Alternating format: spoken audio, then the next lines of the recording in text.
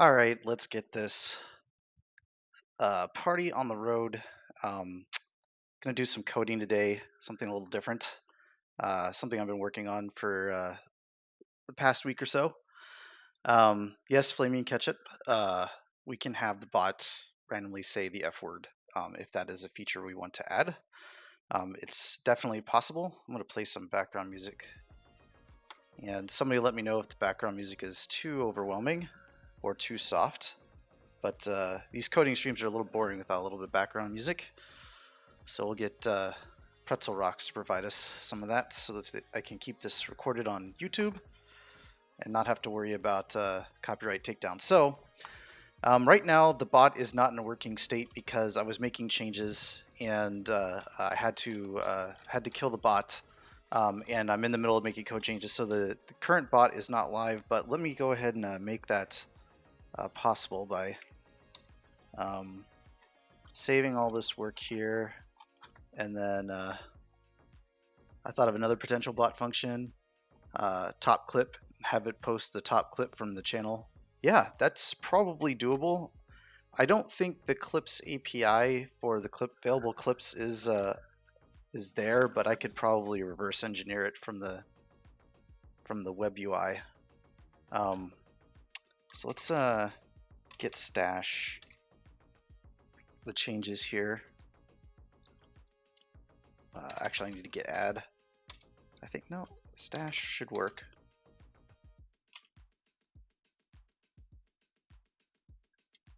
All right, and then I don't want to redo all those changes. I always forget how git stash works.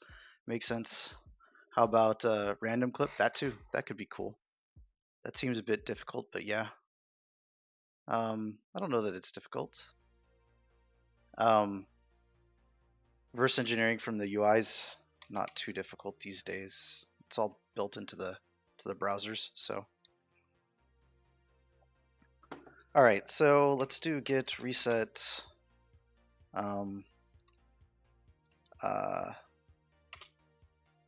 Dash dash hard, and then head.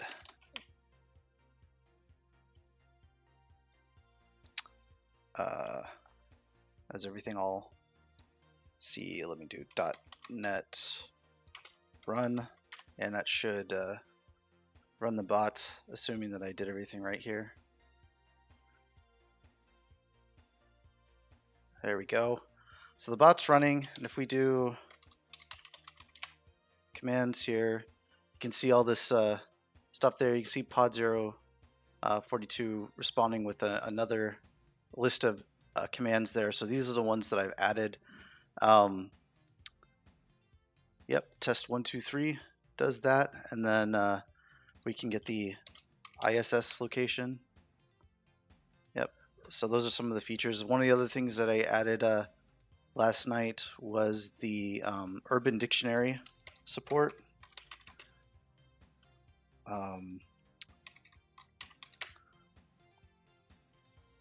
Hilariously, like the first entry in Urban Dictionary for Trump is not related to Donald Trump, which is strange.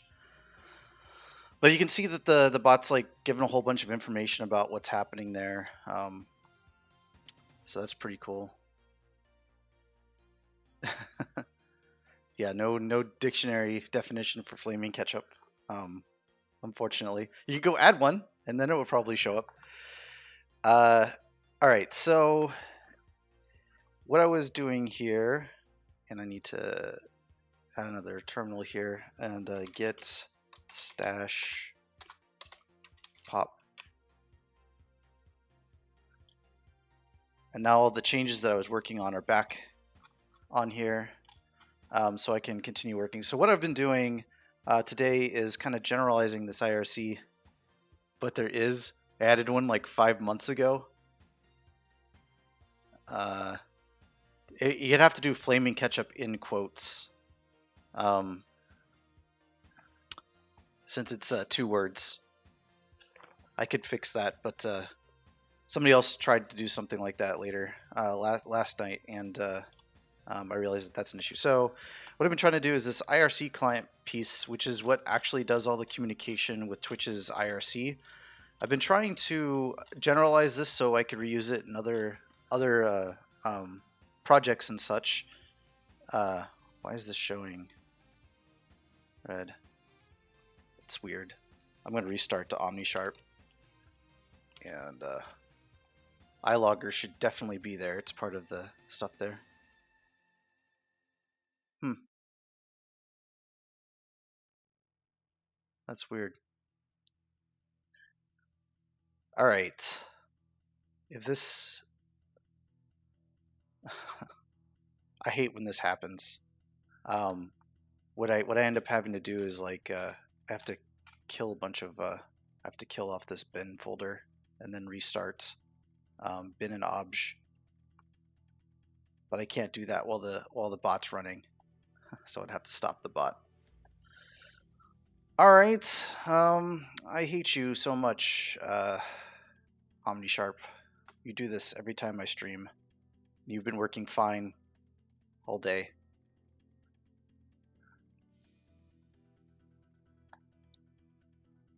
Let's try this again. .NET restore. That should get us hopefully back in working order. How many Twitch bots does one man need? You can never have enough. That's for sure. You can never have enough Twitch bots. I think that's the story I'm going with. I personally wanted to add another one that kind of lets me use .NET features. And really, I just wanted to add API calls. So like the Streamlabs and the StreamElements ones don't really have that. The Streamlabs one you could extend with Python if I wanted to, but not. By the way, thanks for stopping by, Brian Makes. It's good to see you here. And Furcoon as well. So let's oh, OmniSharp, you disappoint me. I'll try restarting it one more time.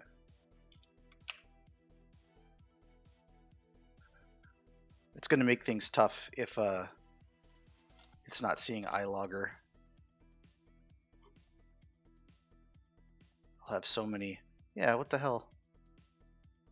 You're saying that it's not in use and it's right down here. What? Thanks. That's great. This is messed up.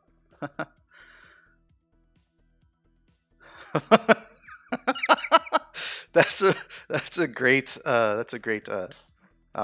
urban. Unfortunately, I need to stop the bot because I need to clear out the bin and obj folder so that this will fix the problems that I'm having. So I'm gonna hit stash again, and then come to the bot one here, stop it. So no more urban dictionary lookups for the moment. Delete the bin folder.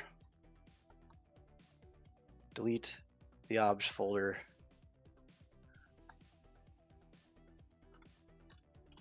And then git reset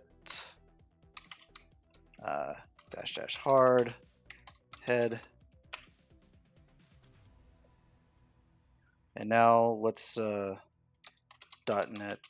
restore before OmniSharp starts up.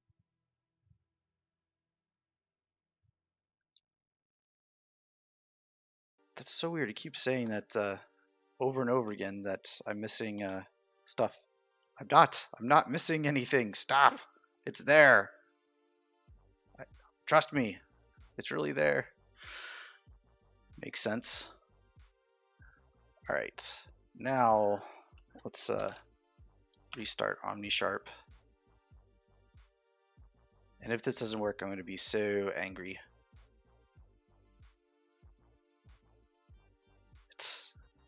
It's still doing this. It's so ridiculous. Oh, come on. Trust me, robot. Yep. All right. All right, we'll probably have to do this the hard way. I need to kill VS Code for a second, and then you guys can just watch my beautiful face while I while I work on this, because I have to make some changes in the folder and all that stuff, and I'm not going to share my entire desktop. That's not a good idea. Oh, thanks for the follow for Coon. I appreciate it. Hope you enjoy switching back and forth between coding and gaming. That's what I do here. All right, need to go into my GitHub, my Git folder, and then TwitchBot, and then delete the obj folder out of here. And now start up VS Code again.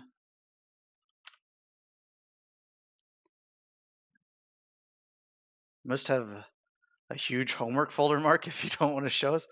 It's more of like, if I do that, I'm gonna, I'll have the chat window up so that I can see what people are saying, and then it's gonna look weird because then I have the chat window on the overlay. I don't know, it's just messy. All right, let's try this.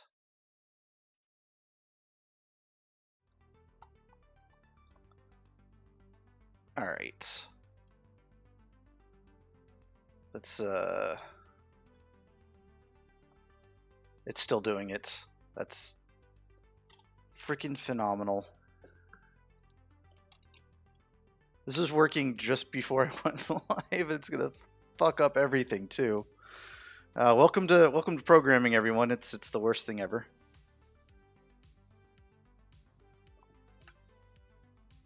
You got a lot of stuff in your desktop? No, not really.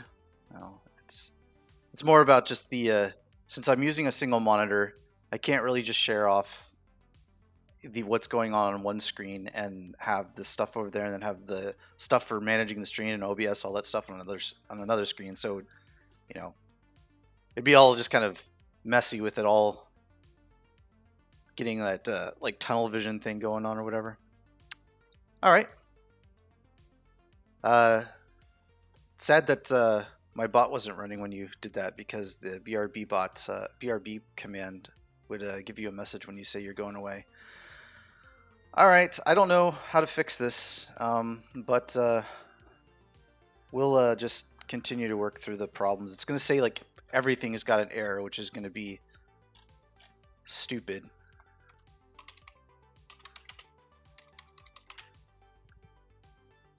But I don't think it's going to build right now because the code's not in a state that can build. So errors on errors, yeah. Right, it just keeps saying that it needs to restore. Why are you doing that? It's like, you're restored already.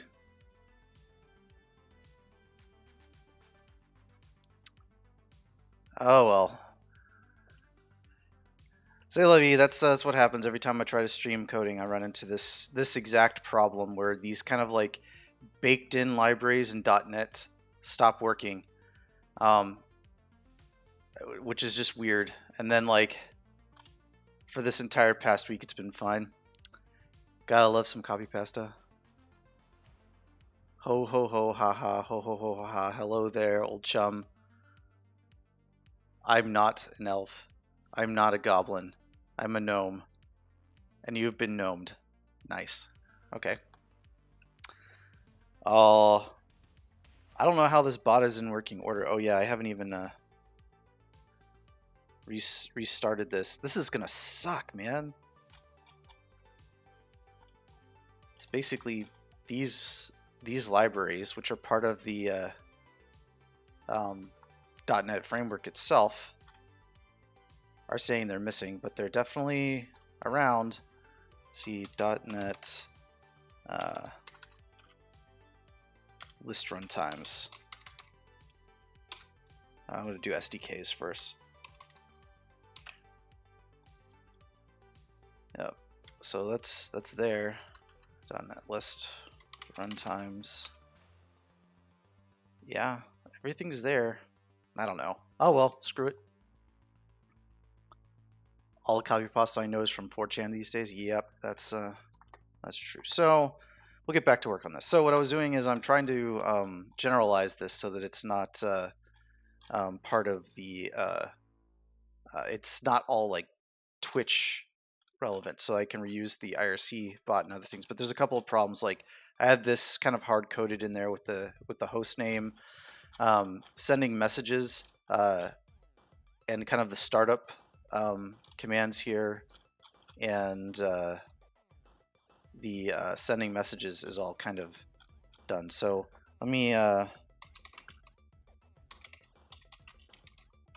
pop the stash back on here so you can see some of the changes that I made. So what I did is I took this, let's see, it's called a options, it's IRC settings, and I expanded it out. It was originally like username, password, and stream channel, and I changed this around the default channel because I'm going to add the ability for the bot to join multiple channels and respond on multiple channels. So that's you should add a gift sub, which gifts a random person subs in Roxy stream. That's it's an interesting thing to try. My camera's being weird. Hold on a second. Let's try to fix that.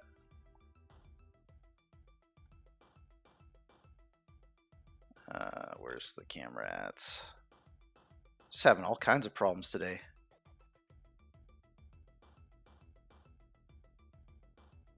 There, that's better. That was weird, just being really choppy. I'll have you know I graduated top of my class in the Navy SEALs, and I've been involved in numerous secret raids on Al-Qaeda. And I have over 300 confirmed kills. I am a trained guerrilla warfare, and I'm the top sniper in the entire U.S. Armed Forces. You are nothing to me but just another target. Gotta love that copy pasta. So yeah, I expanded this out so that it took more stuff in, which I'm now configuring in the program initialization.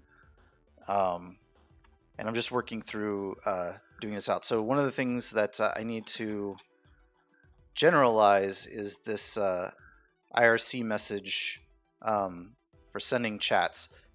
So this is basically takes the username of the bot and generates the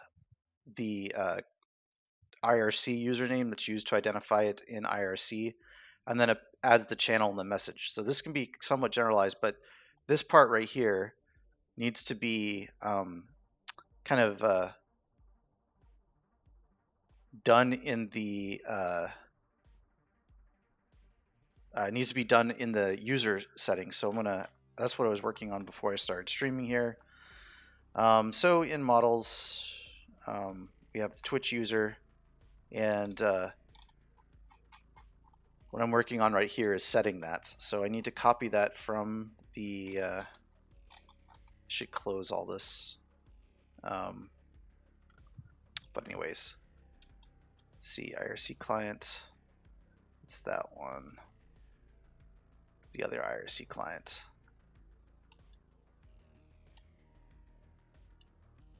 Oh, it's going to be red. That's why I'm overlooking it. Yep. So this right here, I need to basically copy this and manipulate it over here.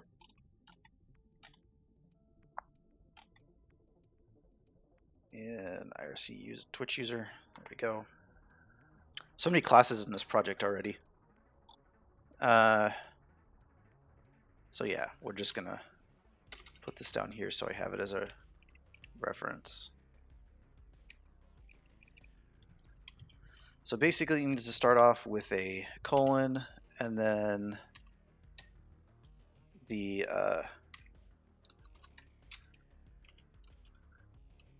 username, and then a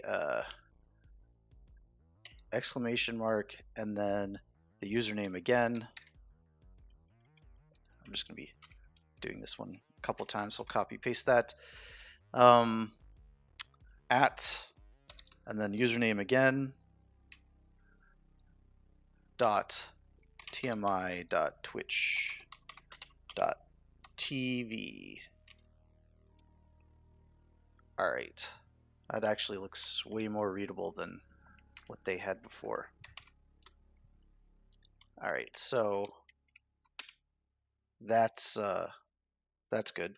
So now the username gets generated here in the user. All right, back. Guys, if you receive an email saying naked pictures of Donald Trump, don't open it. It's a virus that puts USA flags between everything you type. That's hilarious.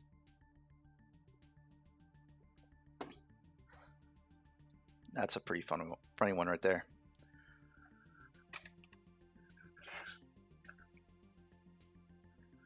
All right, so now that I've got the username being generated properly there, that's something that I'm gonna have to pass in, which I'm gonna have to fix on everything. But actually, what I'm gonna do is I'm gonna build an adapter class that works around this and use that instead of the raw IRC clients.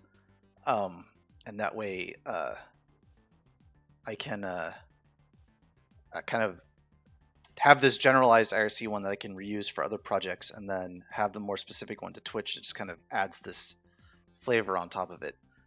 So what this needs to take in is a message, a channel, and a user.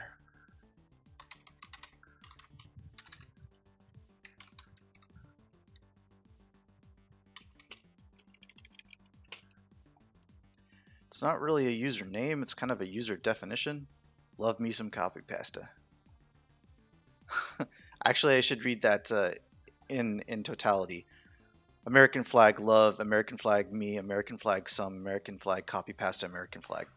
I should not skip that out. So here, this I'm gonna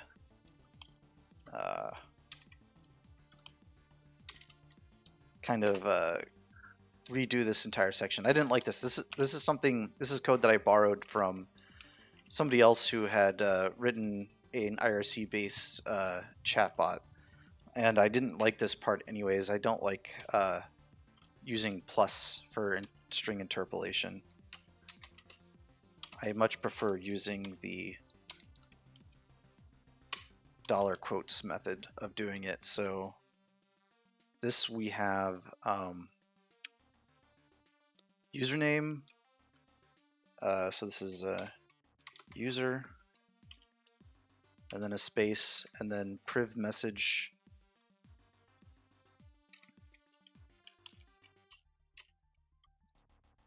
and then channel,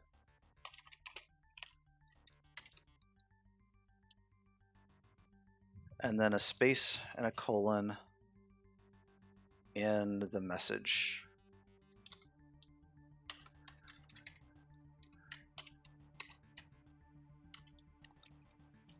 And that should be it. So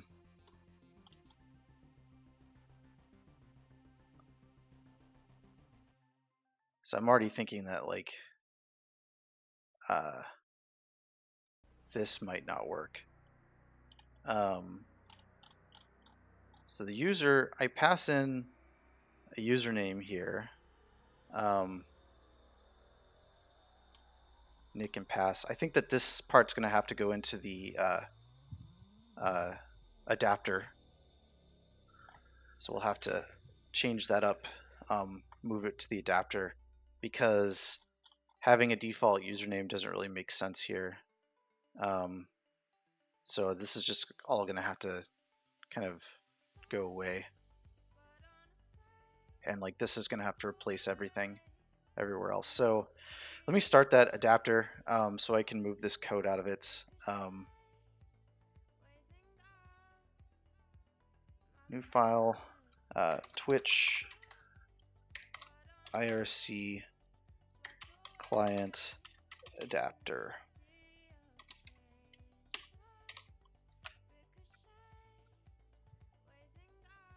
And namespace twitchbot.services. see, public class, and we'll rename it to the Twitch IRC client adapter. Easy peasy. There should be an add-on that instead of space is an American flag.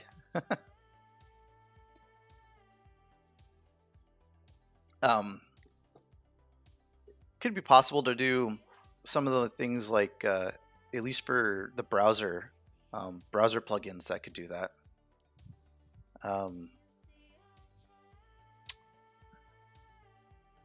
So, okay, we've got the client adapter, and this is going to take in a IRC client interface. It's private.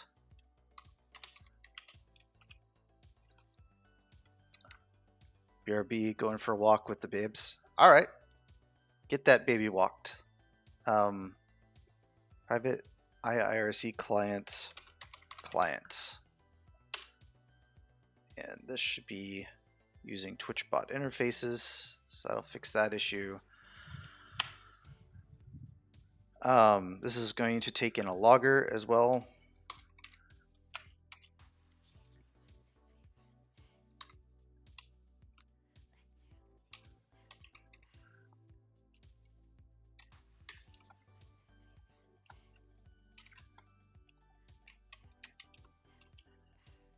It's going to take an iLogger of this, called logger.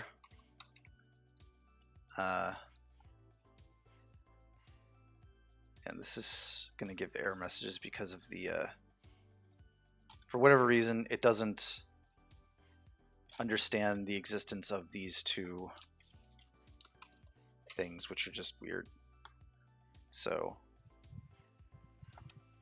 I don't know why it refuses to see Microsoft extensions logging. But we'll get there.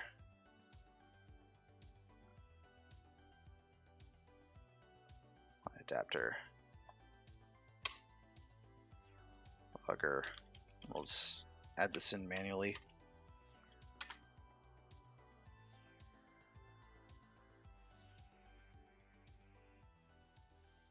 says unnecessary using directive, yet it's right down there. Let me check my CS proj file. Maybe something changed in here.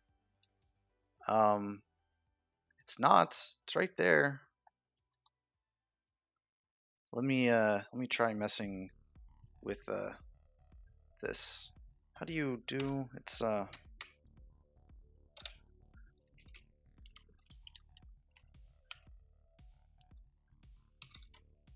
just comment out these and then we'll add them back in and see if that fixes whatever the hell's going on with this logging piece.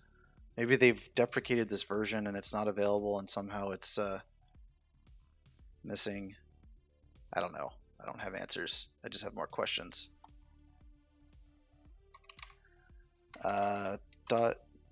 .NET package add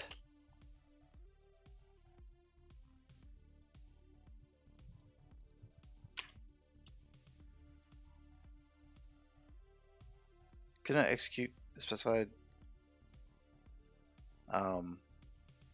commander files not found? What the hell?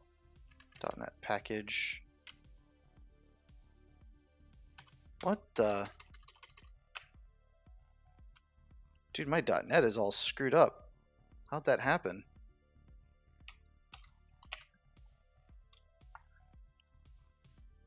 There was this guy I met on Discord server, and he read a bunch of copy pastas. We all focused on him. There was like 9 other people there too. Well, that sounds like fun. That sounds like a fun time. I'm all up for some memery. Memery is good. .NET add. Ugh.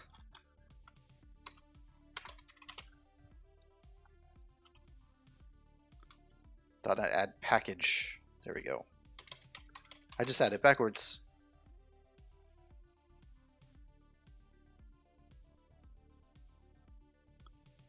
Now restore. restore.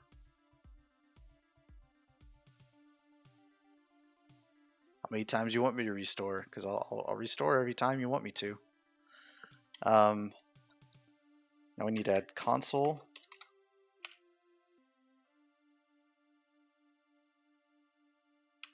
And restore. Restore.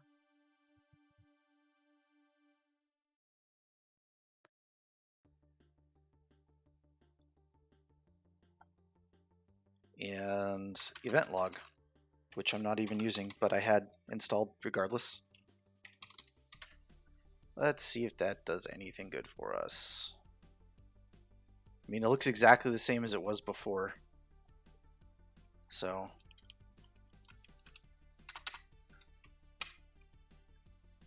but you're still like something on the OmniShark log that's gonna give me a hint as to what's going on with this. No.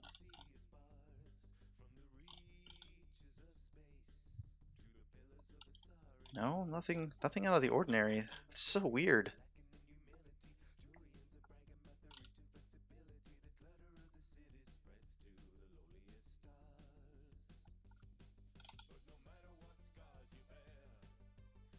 Okay.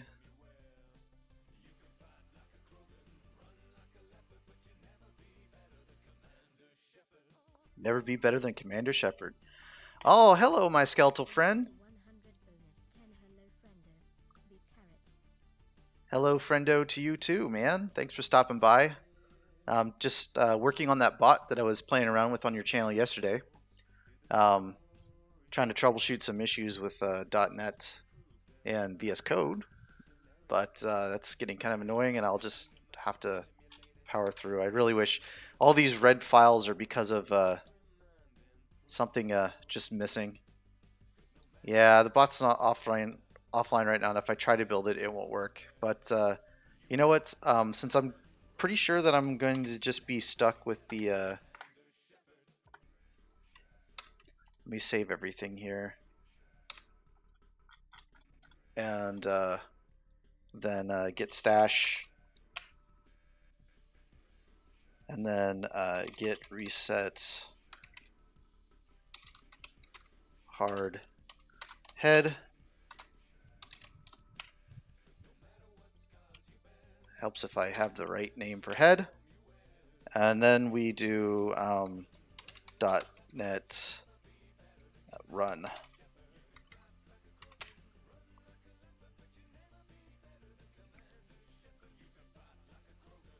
Looks interesting. Yeah. So now it should be running, and Urban 420 should work.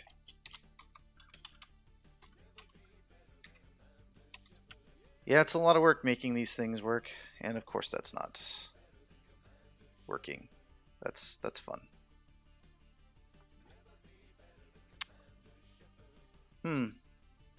All right. No clue there. It's fantastic. All right. Well, we'll just have to go forward with it. It's not getting the rest of the messages. How long do you think it will take to explain everything about coding to a dumbass? Probably 4 or 6 years of college worth of time.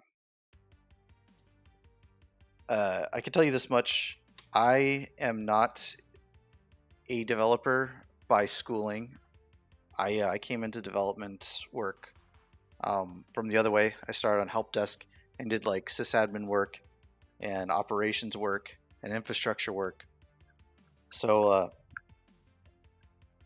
for me, learning to code was a very slow process over many, many years while doing other things that weren't necessarily coding. It took 2 years of coding and web development, and I feel like I left with almost nothing. Yeah, it takes a lot.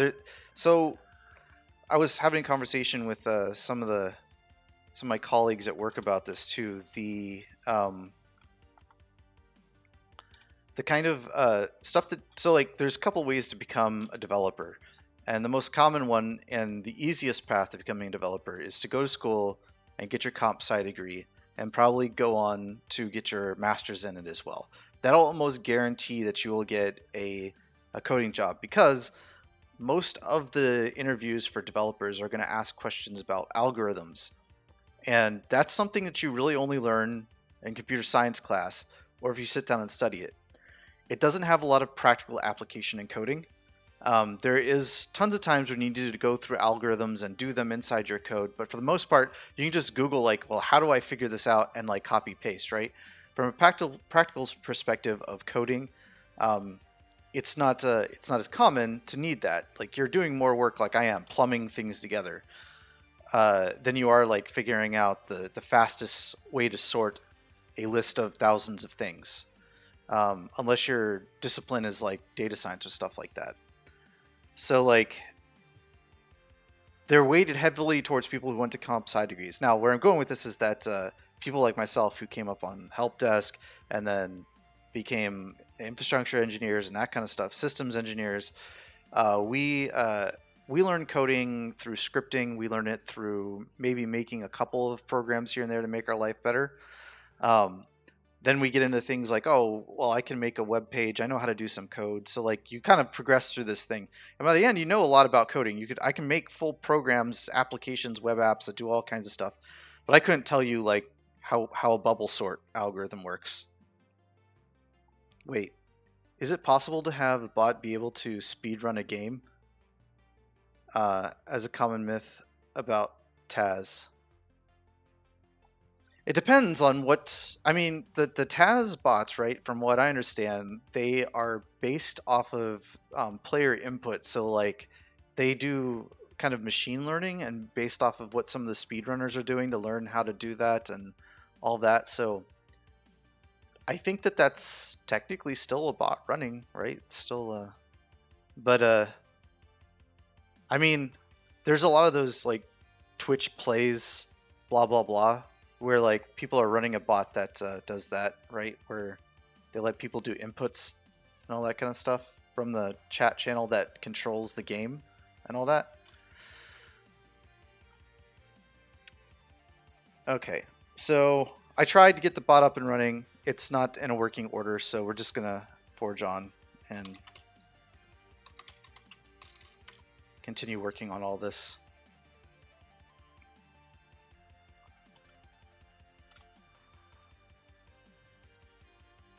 Okay.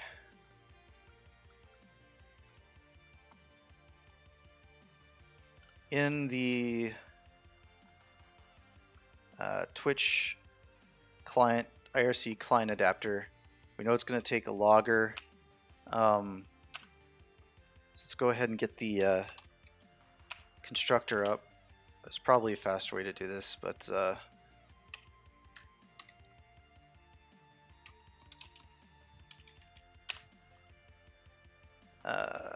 this needs a IRC client and a I logger for the type called logger.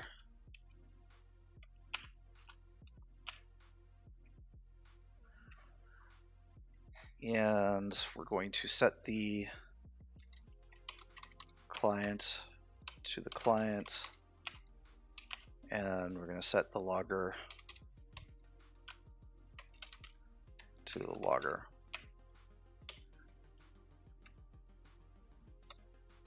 So this is going to expose some methods here that are on the IRC client. So we're going to kind of copy those over.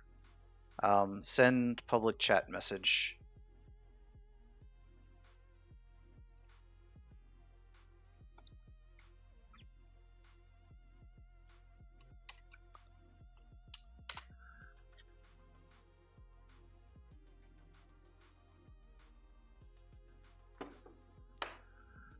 So we're gonna do the send public chat message, and this is going to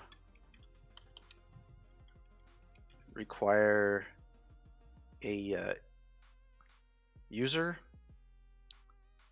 I'm going to take in a Twitch user on that and a message.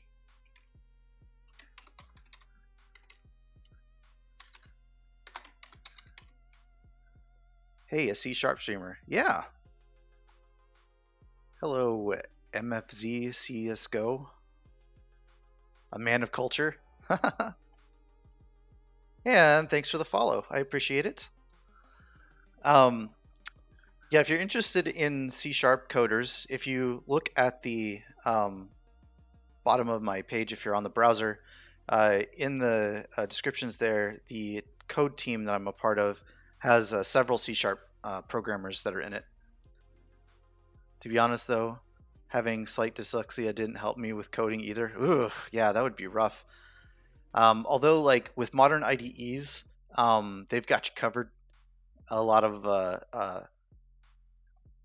squiggly lines to help you see when you've made the wrong things, and a lot of tab completion and all that kind of stuff. So it's not so bad.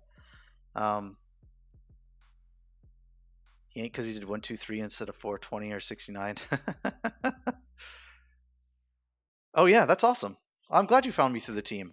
I've been doing mostly gaming streams for the past couple of months, and haven't really done coding streams in a while, so I figured I'd switch it up and go back to my roots for today.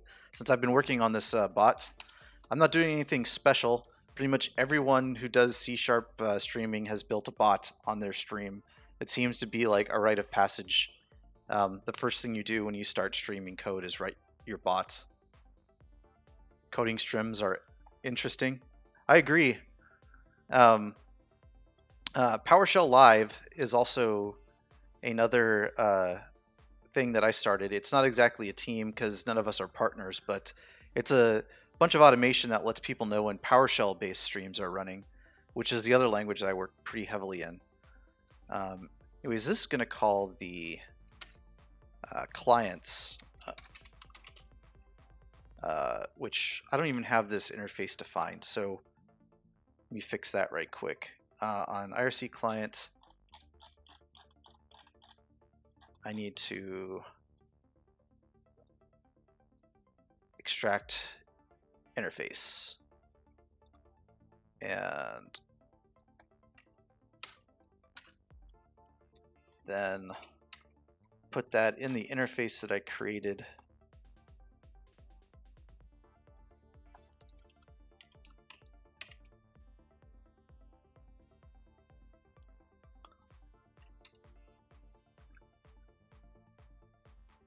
All right, so now I should be able to have some things. I was thinking of making a Discord bot. C# exists. C# streamers. Okay, bot time. Yep. Very much. Discord bots are fun.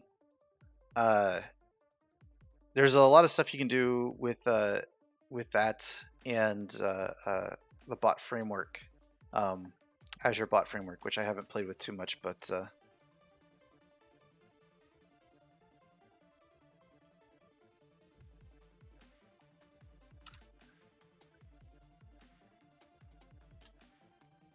Discord bots are also kind of easy to do if you just want to do webhooks. That's really simple to work with. Kind of the more interactive ones, maybe a little bit more difficult, but at least using the webhook to send messages as a bot isn't too difficult. I guess I don't need this one. All right, so in the adapter, again, now I should be able on my client. This was the other way around. Ha, that's funny. That would have been entertaining, to say the least. Client dot send public chat message async, and it needs a user message and string channel. I want bot to say ooh or oh. Yep. I'm familiar with Visual Studio rather than Code. Yeah, I like VS Code quite a bit. So a little bit of history. Um, I was very heavy into PowerShell, and then I started coding for PowerShell, the actual language, after they went open source. And so my exposure to C# has been through VS Code, because I started doing all the work through VS Code on that there. So I'm actually terrible at using full Visual Studio. VS Code is confusing to get an interface going, I guess. And anyways, Kanye West for president 2020. Okay, go Kanye.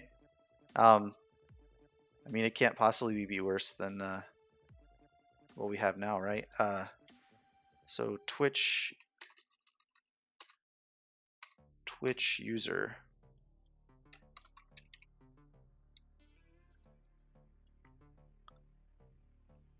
Let's get that added in. This user, and then message. Channel and message.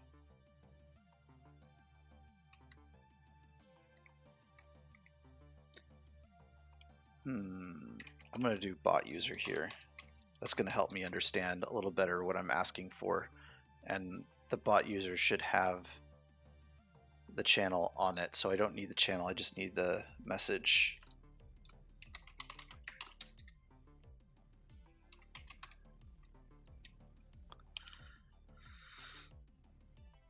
What are you complaining about?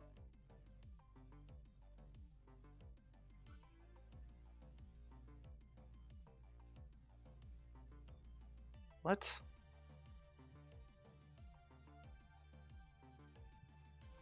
Not all code paths return a value? No shit. That's...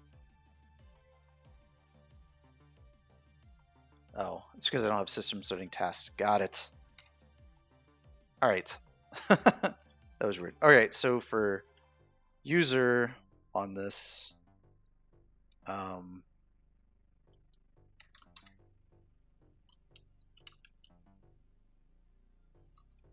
does this work? I forget.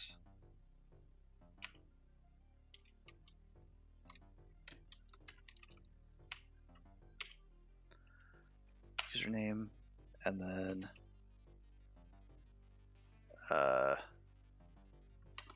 message,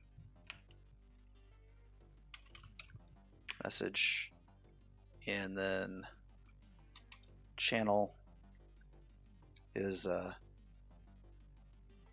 this is actually new. This is IRC username, message.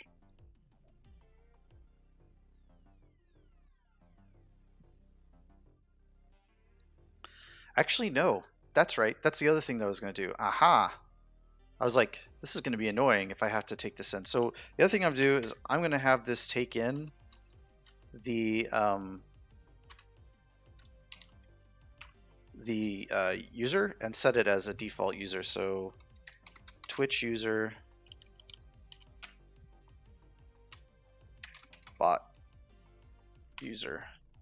I'm going to rename these. I don't like my public things. Kanye T Posse for president.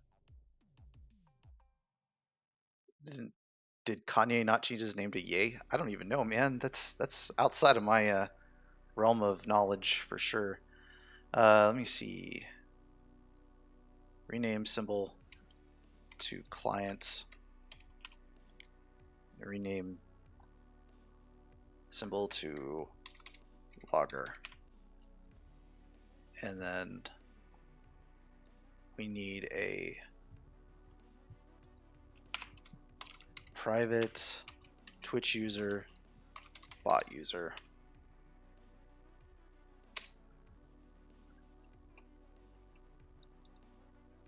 And we need to set that in here.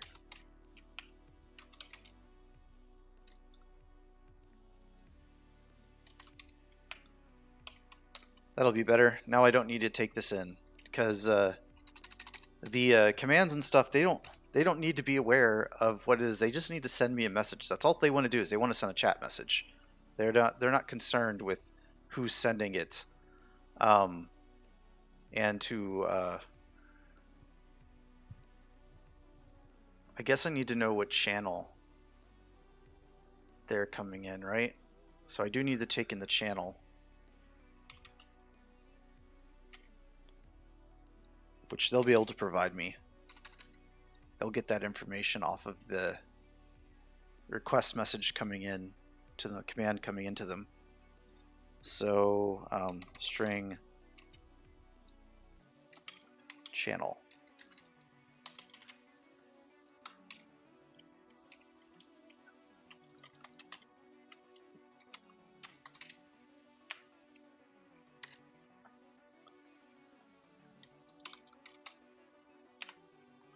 There we go. So that'll make it a lot easier for this to come up. So the other thing that I need to do is to init. I need to initialize the bot from here. So no, I really do mean init.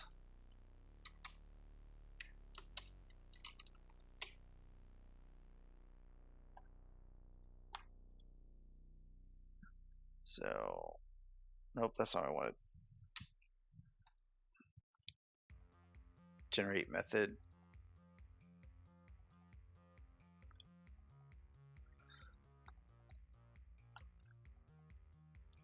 So this is where this code from the other thing is going to come from. So if I go back to the IRC client, this hold on, does this need to add the reference here?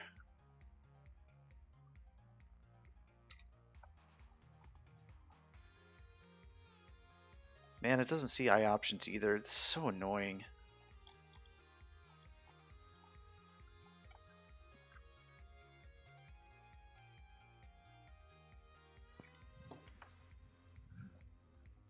All right, let me take care of one little thing right here. Let's do some blacklist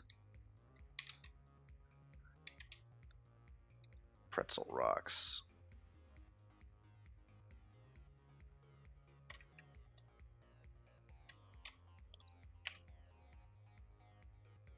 Yep, blacklist add pretzel rocks. Does not need to be walking around at the bottom of my screen. All right, so this chunk of code here is very specific to Twitch. So I'm going to take it out of there.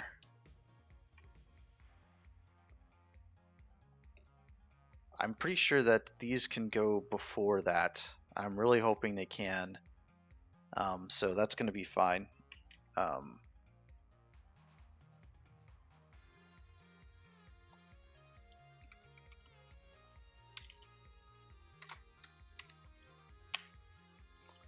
use this as reference code here because I'm going to have to basically gut it from what it was doing and change it up completely. So this is a client, and this is a raw message, send IRC message async. So this needs to be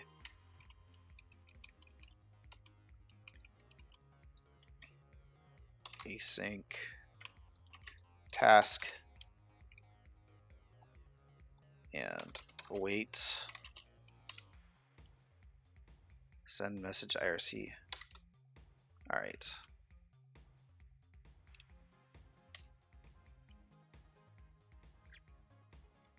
And then let's clone that 3 times.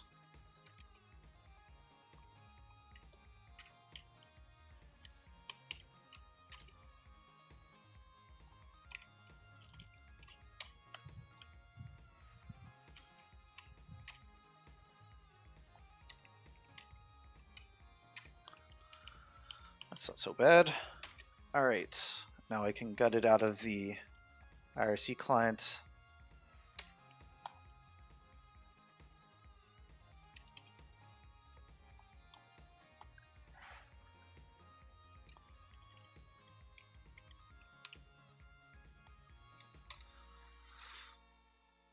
All right, so now this connect piece is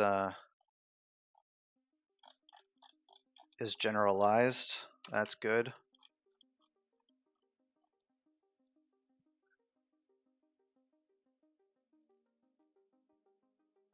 This needs to be just removed altogether. Like, and I need to remove it from the interface, I think.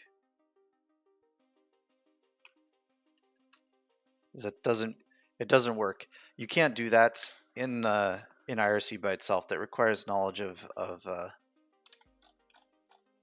the underlying stuff. You can only do it this way with the user message and channel. That's the only way that can be done properly. So we need to remove that from the interface as well. This is another one that is also IRC specific that we'll have to move over. Not IRC, Twitch specific, that we'll have to move over to it. So let's can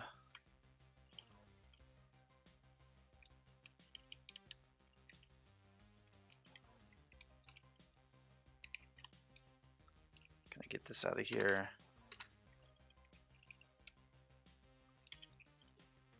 Just do a little cleanup work. That's better.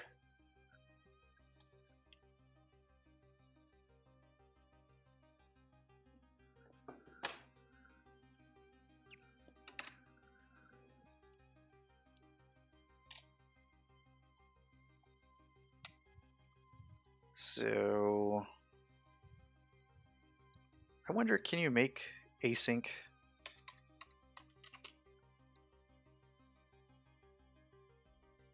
Yeah, you can't do that.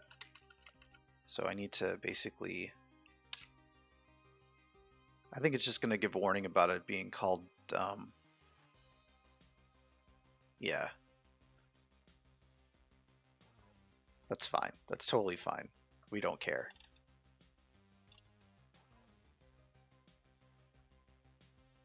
Okay. So that's figured out. I'm going to go ahead and tie it into the thing here. So after IRC client, we're going to do a Twitch IRC client adapter, and then also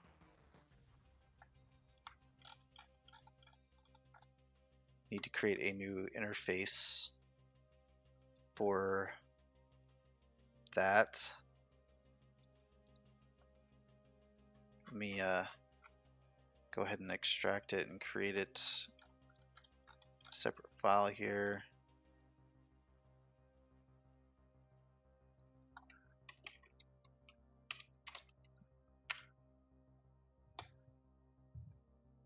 So to extract it from the adapter right now, it's not going to be complete, but it's good enough for government work at the moment. I have returned from the baby walkabout.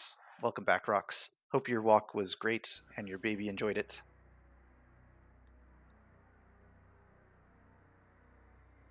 It's in this one. Extract interface. Hey, Rox. Exactly. So let's steal this. Put it in the interface file.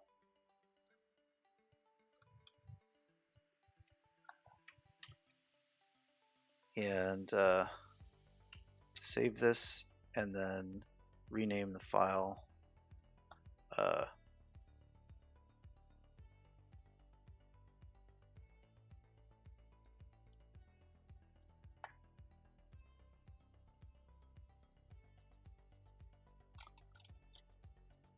Now, need to add in the threading tasks. All right, good. So now I've got the interface defined. Now I can actually, in my services definitions for dependency injection, create that.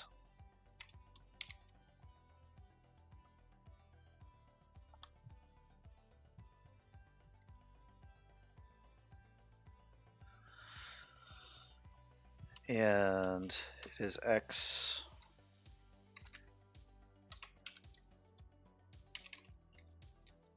dot get acquired service,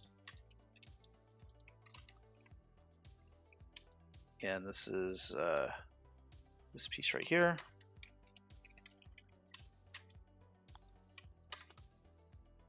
And that'll ensure that anytime something requests this, it'll work. I need to do the same thing for this one.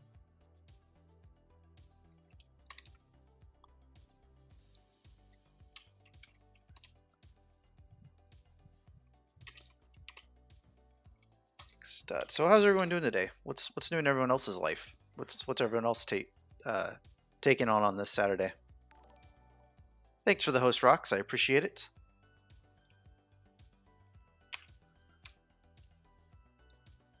What the heck? Oh, I put this in the wrong spot. It's funny. There we go.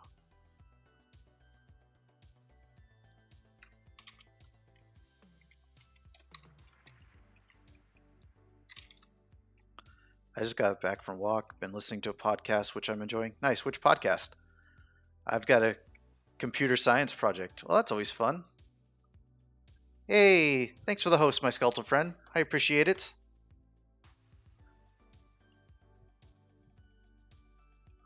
Also making a game in my spare time for fun. And I'm making a Discord bot. Doing pretty alright. Just relaxing a bit. That's cool. I'm Knuckles, and I don't chuckle. Alright, Flamey Ketchup. An episode of Pete Holmes' podcast with Henry Winkler as a guest. That sounds interesting. Not familiar with Pete Holmes. Sounds like everyone's got a pretty good weekend going on. He was the Fonz. Oh. Henry Winkler was the Fonz, right? Who's Pete Holmes, right? Or do I have that backwards? Alright, so that's done in there. That's good. So, and these commands then, they were taking in the IRC clients, which I knew was going to be a bad idea when I was doing it. They should have taken in an interface. I'm going to change the client type to IRC, no, Twitch.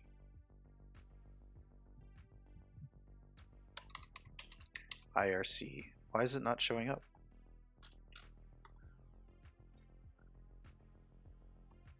Is this in some weird namespace? Twitch interfaces. Oh. Damn it. Alright.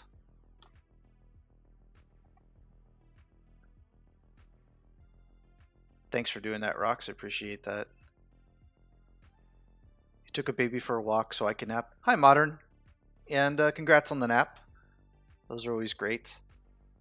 Can't remember the last time I had a good nap.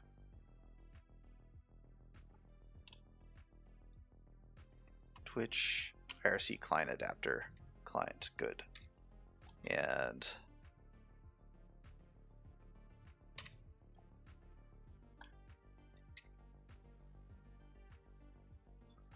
alright, so that's the only place.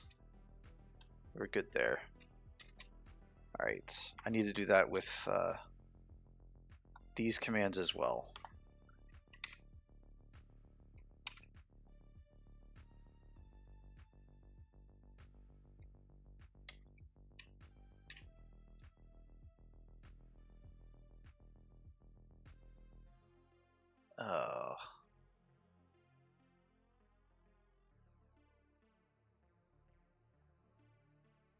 should turn on caps. Place. All right, good. Should be the only two.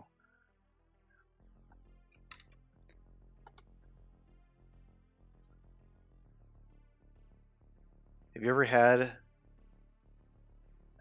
a Nanaimo bar? No, I have not had a Nanaimo bar. I'm sure I'm butchering that. Nanaimo?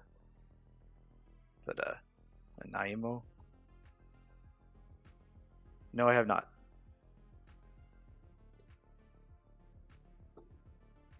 What's it like? Tell me all about the goodness.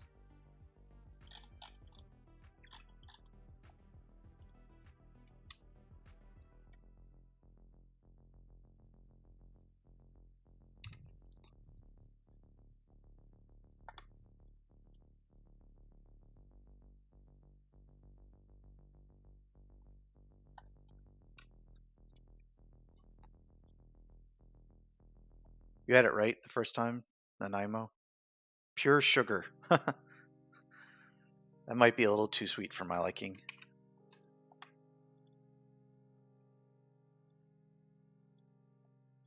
I can do real sweet, but not often.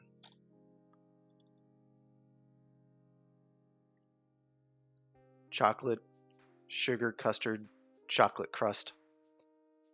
Well, you had me sold at chocolate, so.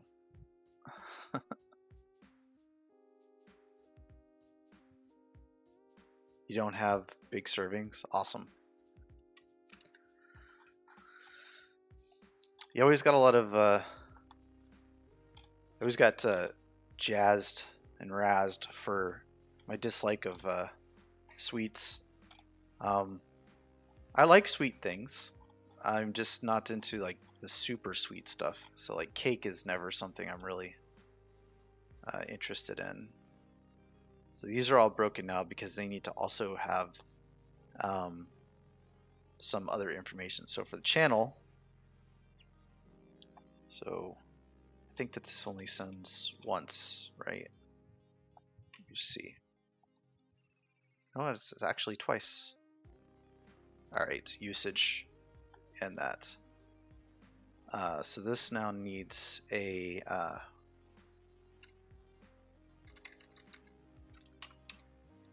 message, usage, and then channel.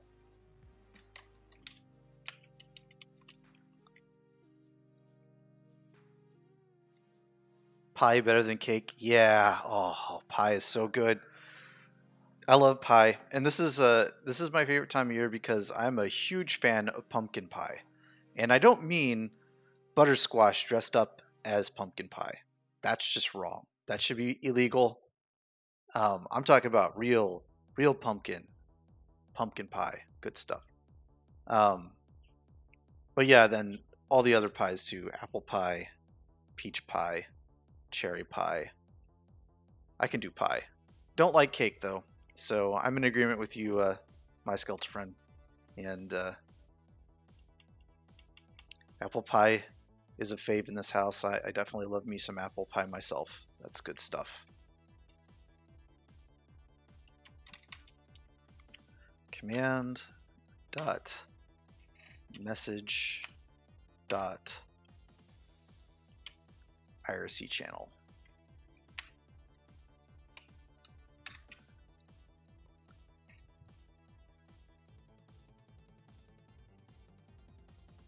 I love a blackberry apple blend. That sounds good. It's all about that cherry pie. You're scared? You said command exact same time I was typing command in my Discord bot. I am watching your screen as you do stuff. Just so you're aware. If you weren't already, you are now. You have been warned.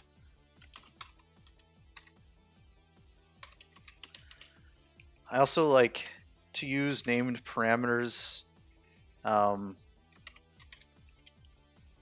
kind of dislike man dot message.irc channel.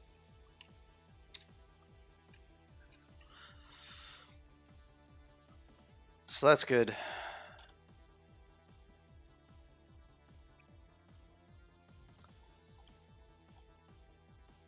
I'll have to do that for the other ones as well.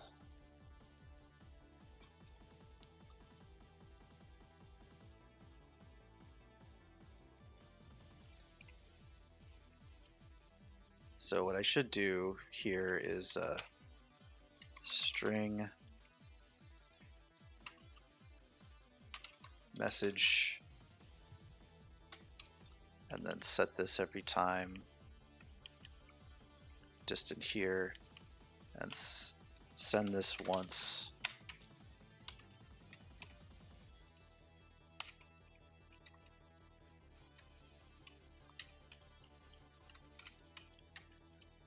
And then set this to be message equals. What the heck? That was weird.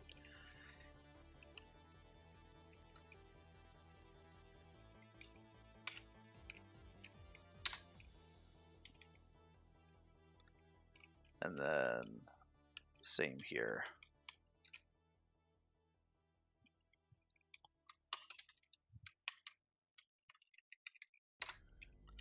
Then down here,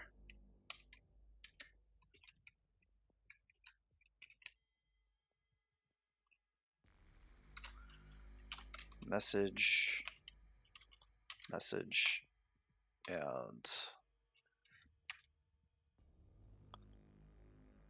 channel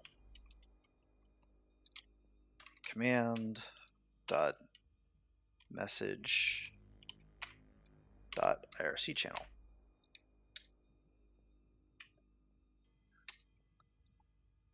Gotta go finish some chores. I'm gonna lurk for a bit though. Oh, thanks, brother. Well, good luck with your chores, and thanks for stopping by.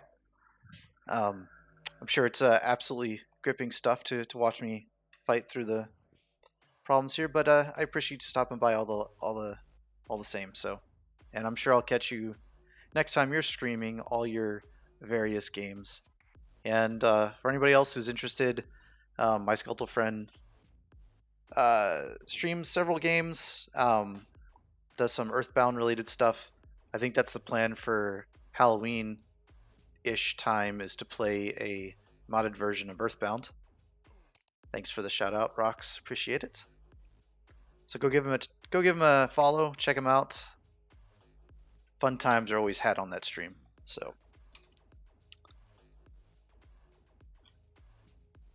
So we've got this command fixed up.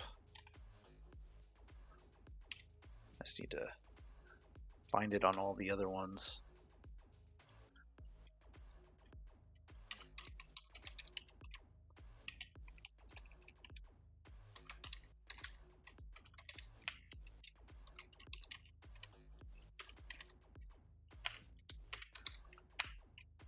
That's good. A couple more commands to go.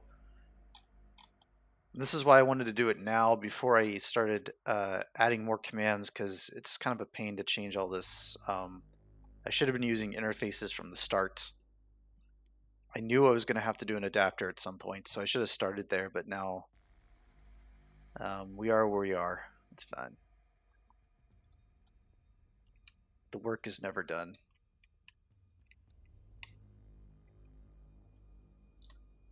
Let's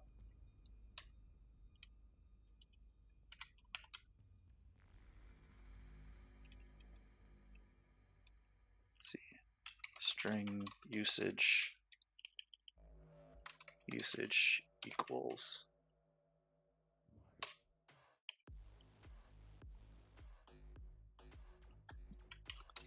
message.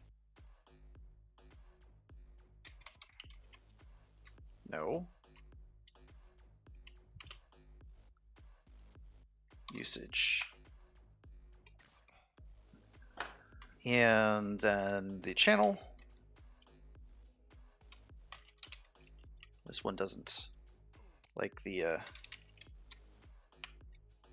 autocomplete for the parameters. That's weird. message.irc channel.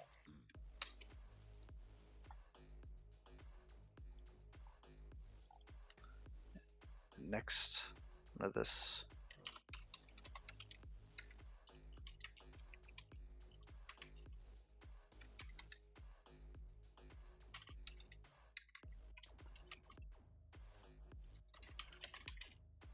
Command.message.irc channel. And next, making a list of places and things to check out in town. Awesome. I can't wait. I'm stoked. I could use the time away from here, even though like I just spent several weeks in India, but I could get out of here for a while, do some relaxing visiting instead of work visiting. That's always good. Good, I don't have to change it once here.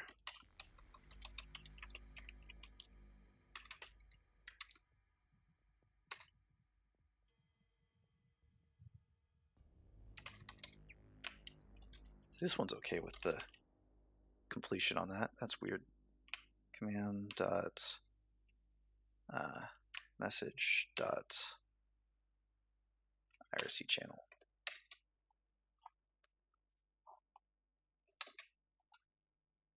Awesome. One more command to fix this up on. Yeah, something about not needing to be up before noon, but choosing to do fun things. I mean, I very rarely sleep late. I stayed up really late last night and drank way too much in celebration of having this bot working, which I've now gutted and it's not working. So I don't know. But I slept until the ripe hour of 11, which is the latest I have slept in all of eternity. But more importantly for me is just to be able to go someplace. Like almost all of my travel is either for work or going back home to visit my folks. And while I love my family, I love you, mom and dad. I love you, Holly. You're great. But it can be taxing to spend time around family the whole time. So I'm looking forward to go somewhere and it just be like um, vacation and not like work or family related. It's first time in a long time I've done that. So I'm up at like 7 every morning. That's awesome. Yeah, I was a really early riser for a long time until like this job is like I would constantly get pulled into late meetings. I was working like 6 a.m. to 3 for like the longest time, and it was working great because no one's in between 6 and 9 a.m. So I could get a lot of work done. But I kept getting pulled into meetings later and later in the day, like 4 p.m., 5 p.m. and stuff like that. So I found that if I go in at 6 and I'm there till 5, it's just too much. So I've recently kind of switched to a later schedule. But I still get up pretty early. I'm almost never up any later than 6:30 on the weekdays. Yeah, meetings. Stupid meetings.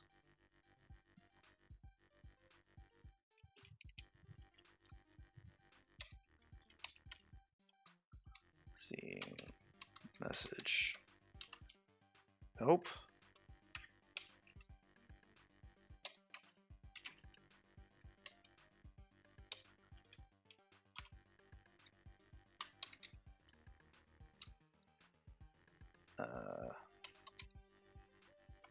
String message. And message here to send message. 11 hours is definitely too much. Can you just revert the changes to get the bot working again? I tried that. I tried that and I ran it and then the bot wasn't working again. So if I save everything here,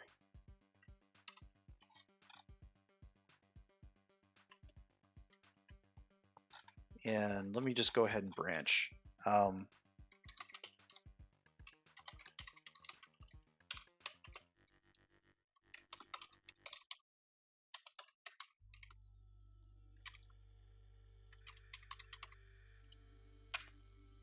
All right, so now I'm on this one.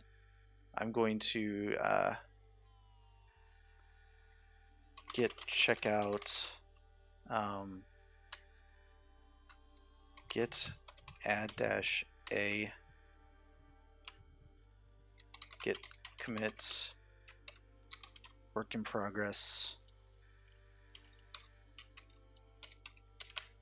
and then git checkout master dot net clean dot net build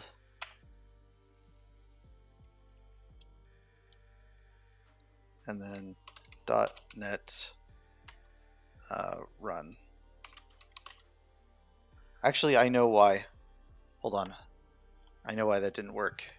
Let me, I have to hide the screen for a second because I have to enter a password.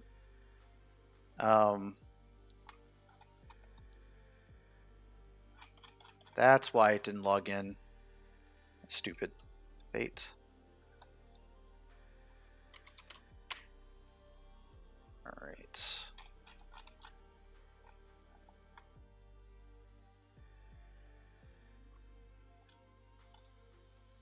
Let's see. RC clients. And then show the screen again. Sorry about that. .NET run. Moment of truth.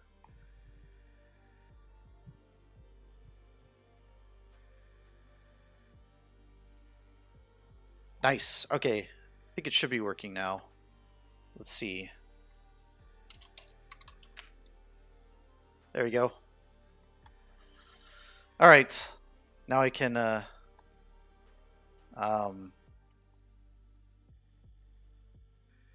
I can maybe check out the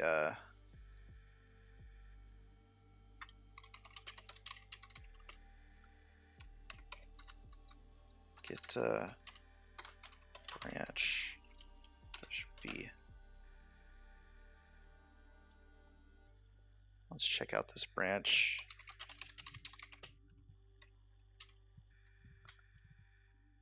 That didn't work.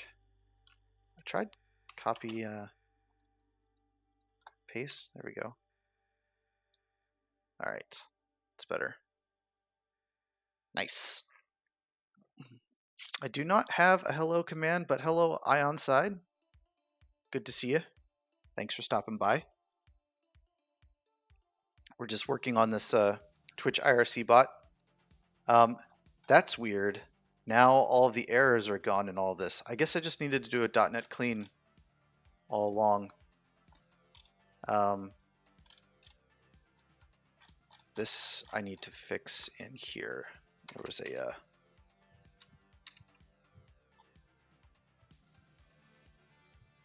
issue with that.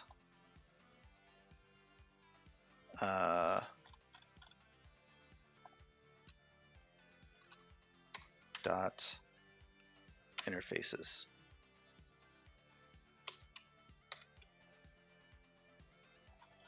That's definitely there. IRC.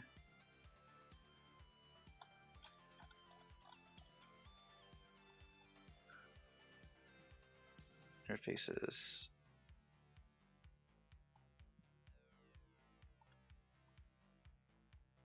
That's weird.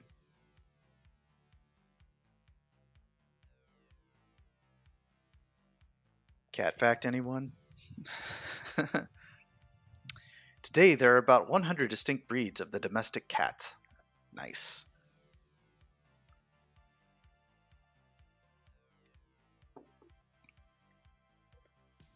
This is weird. I thought I renamed this file.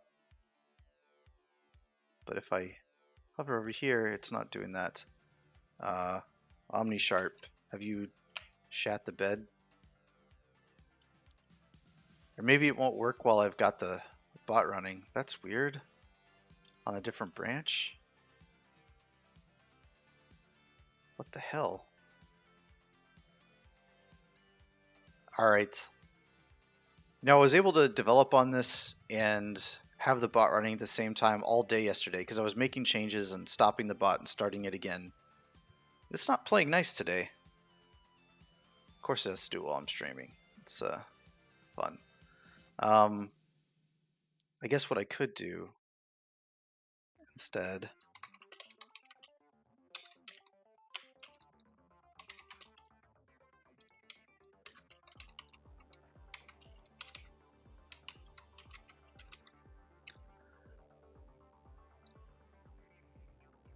command no edit, and then git checkout master.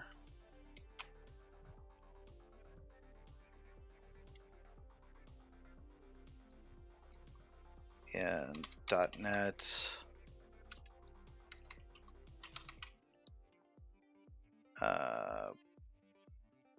publish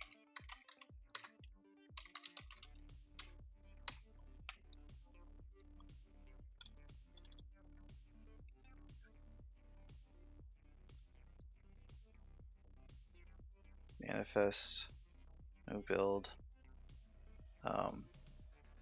no self-contained interactive, no restore forced dependencies. Okay.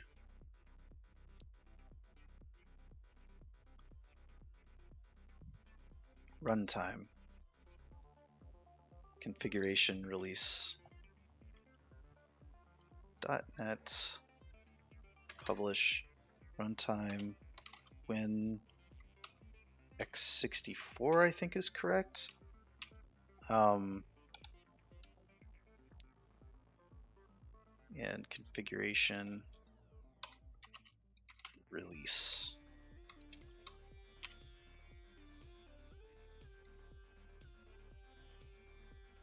I don't know if that's the right RID for that, but we'll find out.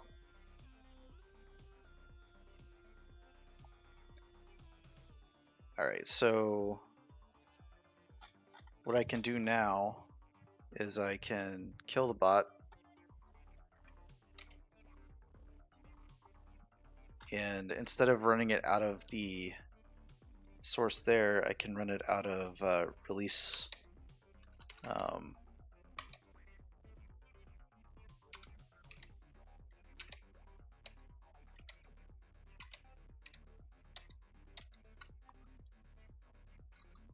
twitchbot.exe.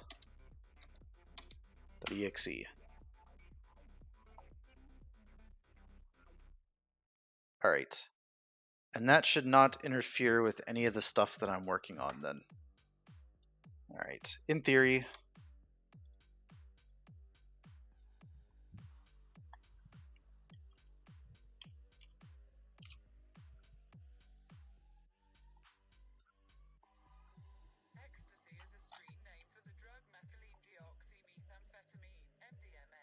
So why are you not working still?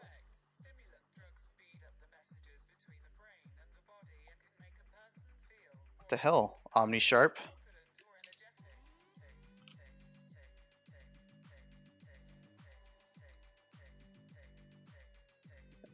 Cat's normal pulse is 140 to 240 beats per minute with an average of 195. Nice.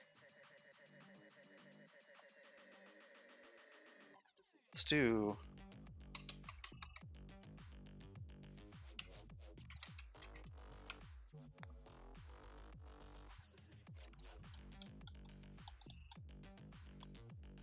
so that's that worked. .NET clean, .NET build.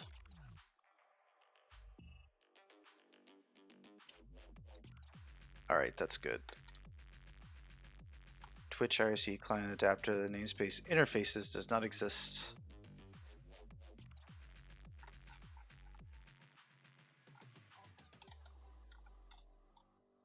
Fix that real quick.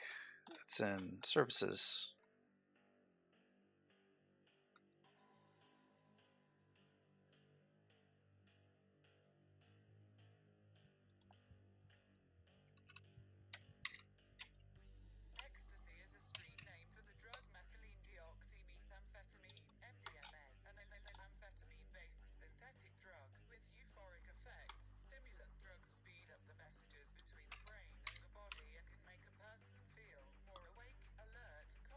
There we go. Telesense and stuff is working again. That's weird. What's the other error I got going on?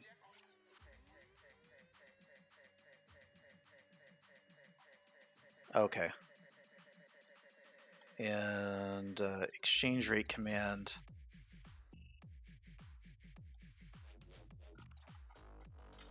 Exchange rate command.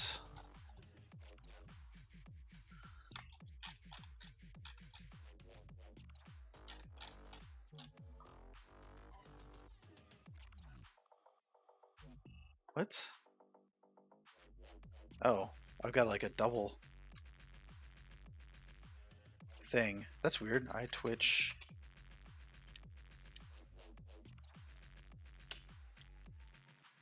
IRC client adapter. Build now.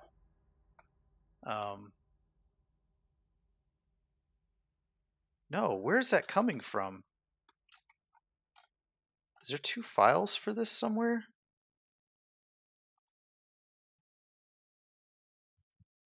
That's so weird.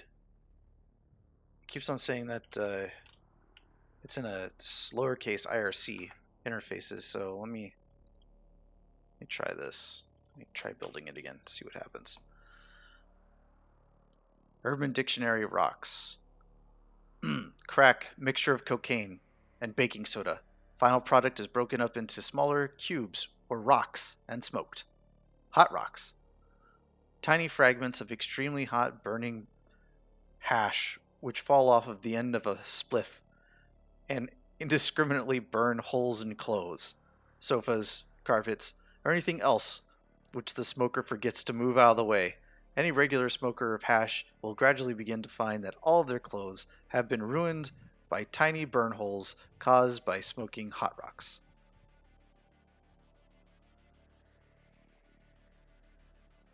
Hot mark. When you're lifting weights in the gym, your penis starts to harden up when looking at yourself in the mirror. Okay, well, that's what a hot mark is. Fun times.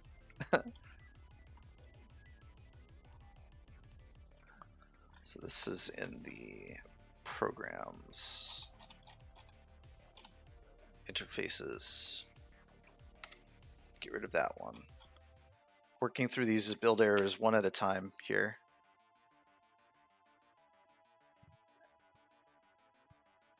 And that's a game where you look up hot, your name, in the Urban Dictionary.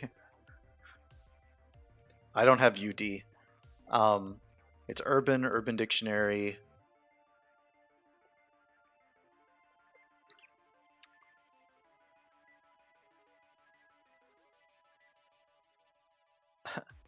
A style of verse with many varied forms. Interesting. Huh. No response back on the Hot Orion. There we go. Hot Sonnet.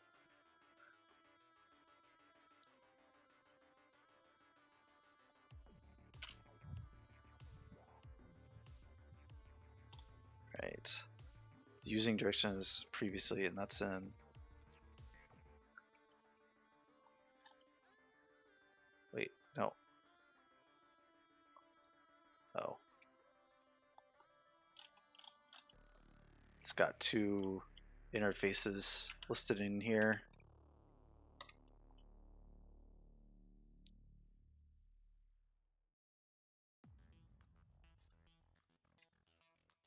Oh. Max retries is defined, but the value is never used. I never deleted this after I changed it up, so I can get rid of that. That's fine.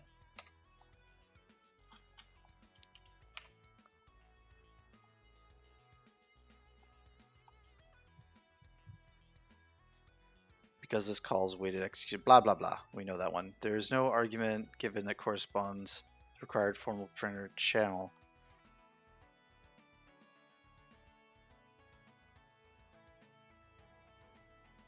Oh, shit. Okay, that's weird. Let me look at that adapter. That adapter didn't quite, what the hell?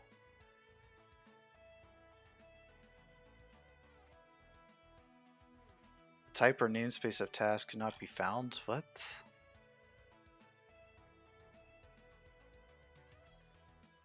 It's already up there. Like, what more do you want from me? What do you want from me here? Like, oh, this is so broken. Control Shift P. Restart OmniSharp again. 3 warnings, 2 errors. Yep. So both of these are complaining about the iTwitch IRC client adapter interface not having something. I think that I've got like a duplicate somewhere in here is the problem.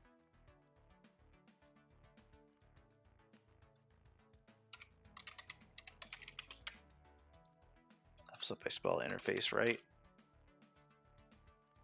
That's the only one. That's just weird. It's definitely defined there. There's no argument given that corresponds to the required formal parameter of channel. It's right there.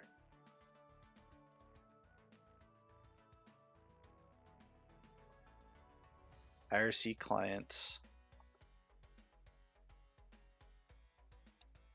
This one is so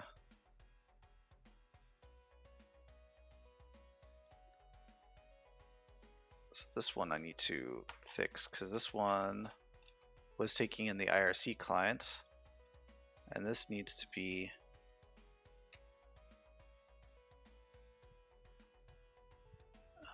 replaced with iTwitch. I wish it would give me the. Do I have a spelling error in this? Is that the problem? I mean, what the hell? iTwitch IRC client adapter. This is so weird.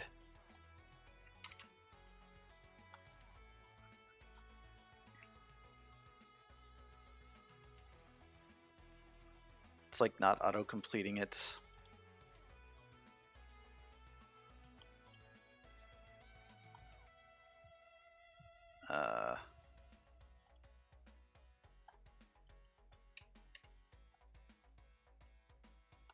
What? But it's not in that. That doesn't exist anywhere. Oh god. Search.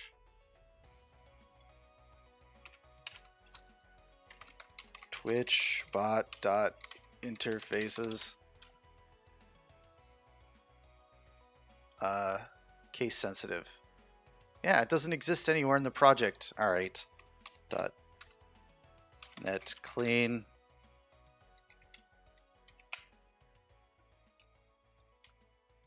Dot net build.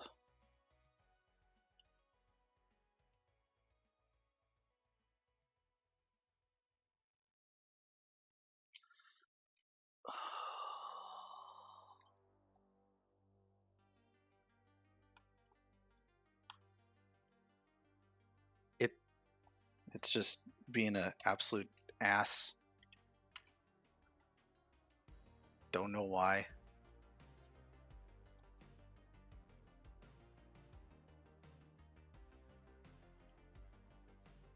There we go.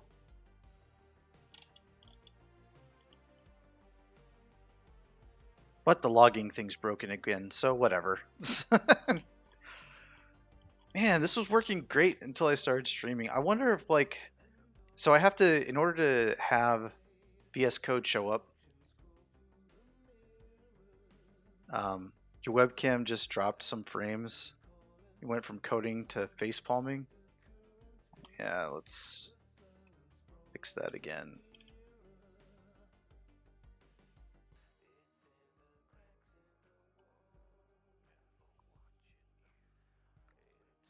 Yeah, I don't know what causes that. It's really weird.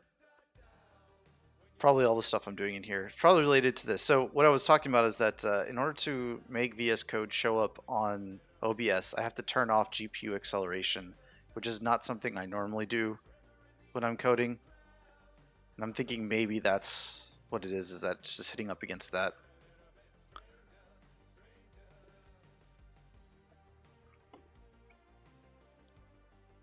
Really brought me through the coding process.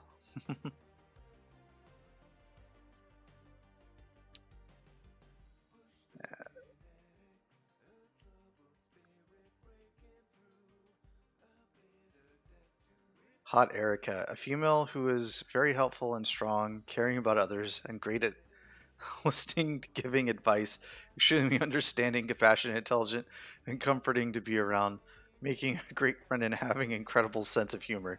Well, that's interesting. Yes, I do think Urban Dictionary is hitting on you. Sonnet.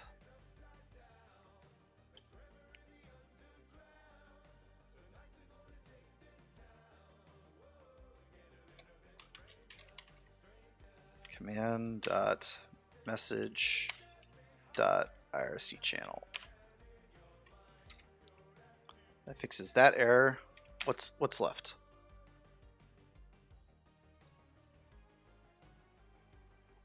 Cannot explicitly convert TwitchBot service IRC client on.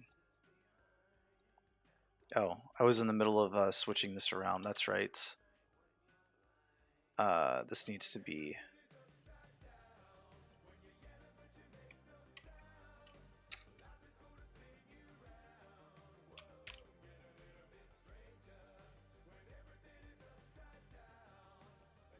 What is this? It's so weird. Client message. Oh, channel.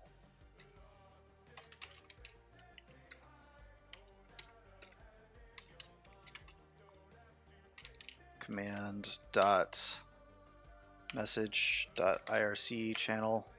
And maybe this will build now. Nice. One warning. We can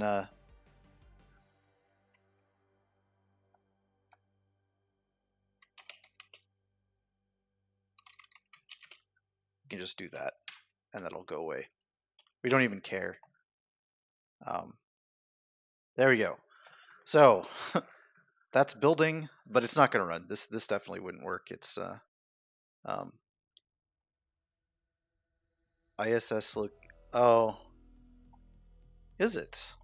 I think on the command, I actually fixed that. It's just not in the version that's running right now. So if I look at commands, ISS location, and oh, nope, I didn't. There we go.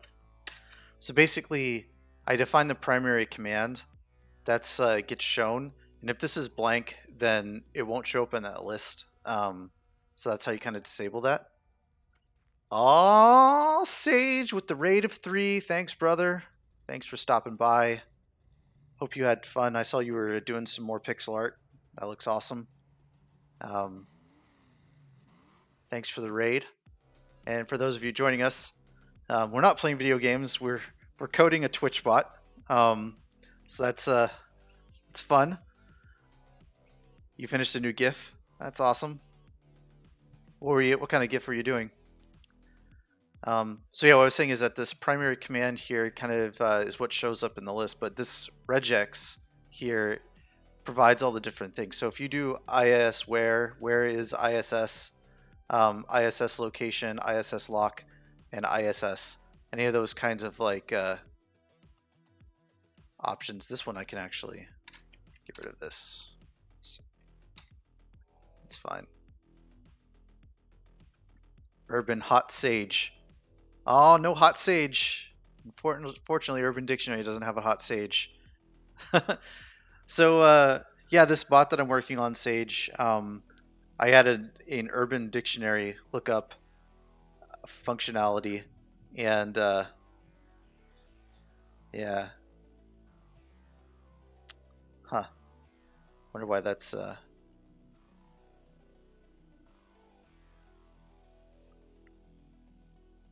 That's weird. I must be like hitting up against post limits. That's weird. I'll have to add in. I knew that this might be a thing. It's a good thing that I'm getting some usage on this. So, what happens is that if you send too many IRC messages in a period of time, you get put in like a timeout and slowed down. Um, so what I need to do is I need to add a delay in there. Um, it looks to me that the way that Streamlabs chatbot does it is that they just put a 1 second delay into everything. So like they're ensuring that there's always at least 1 second between messages. Maybe it's even 2 seconds, but and right now I've got 3 different bots acting as pod 042, so that's quite a bit of overload on that one bot, on that one user account anyways. So I'm pretty sure that's what was happening with some of that slowness.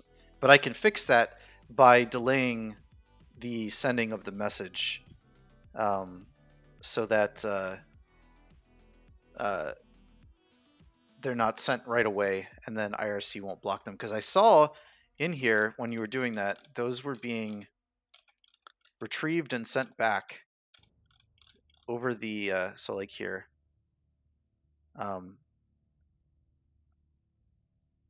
So you can see this is where it was like actually being picked up and sent back to IRC, but we didn't see it in the actual chat. So anyways, so we've got a building without any build errors now. That's good. So we need to continue on with making this actually function now.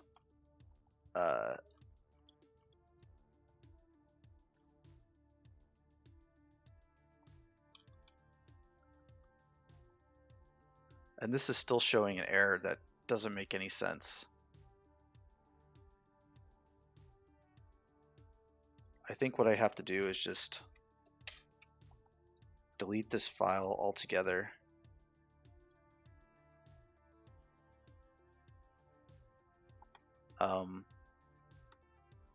And search for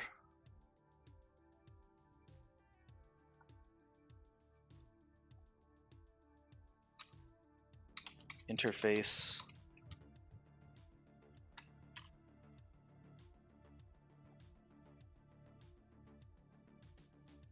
just making sure it's not defined in some other file where it shouldn't be. It's not. All right. I should build it again. It should fail because I need to create that file and add it in there. Yep. So let's do that.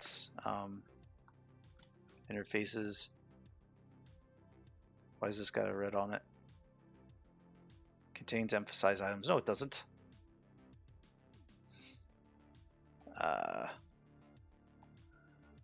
That damn piece of work took me 3 hours. Oof. Oh, that was that what you were working on? The oof. I saw you post it. Oof somewhere. Was that what you were working on though?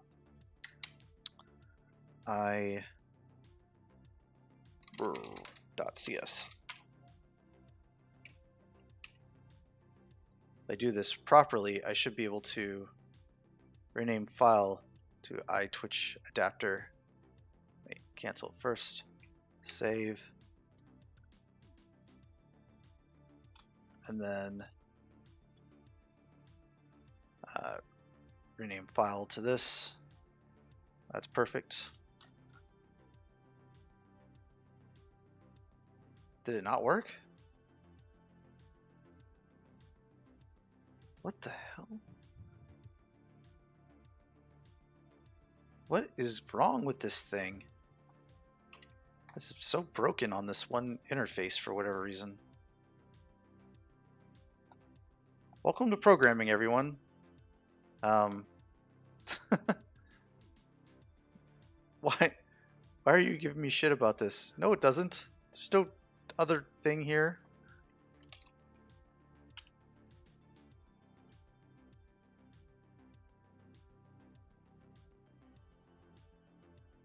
You can have it just acknowledge the command ISS, right? Anything that follows will allow it to work anyways. For example, ISS for reals. Yep.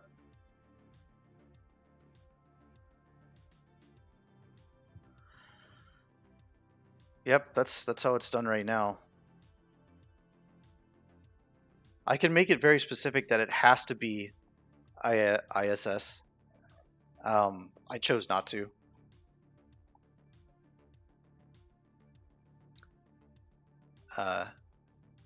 Whose code is it anyways? It's mine. That's why it's terrible.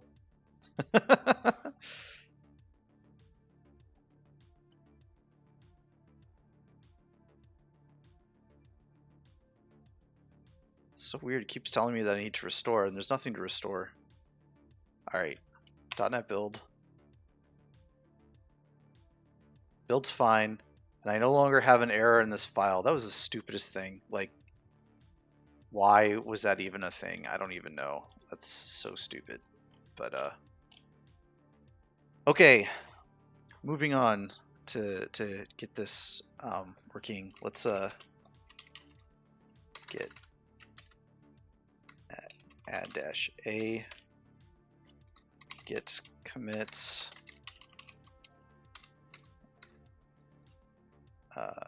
dash amend dash no edit.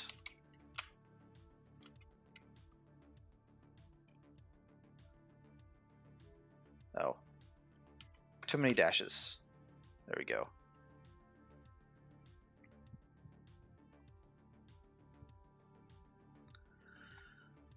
This is a pretty big change. 450 insertions, 116 deletions.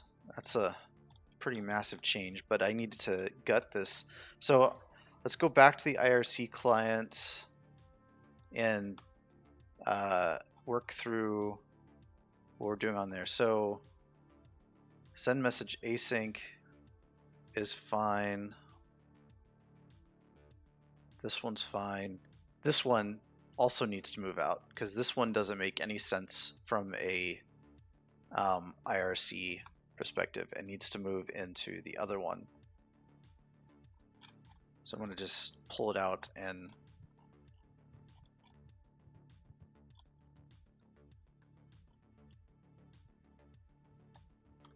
this clear message one, I need to move this comment over there too because this is more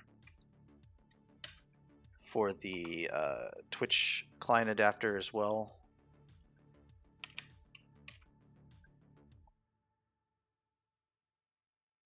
Who's lined it anyways? Saturn's last comment. Yep. I tried to make a code pun. Yeah.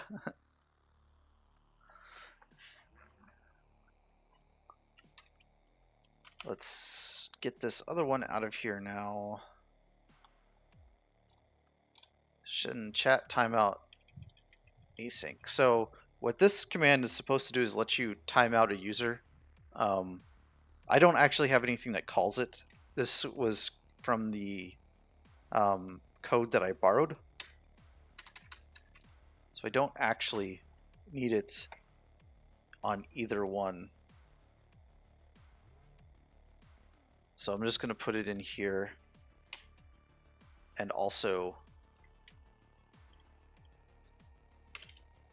put this out. So we don't need it, but I need to remove it from the IRC client interface.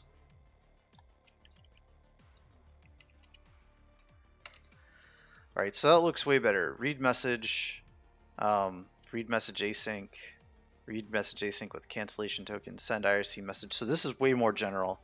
And if I go through the IRC client now,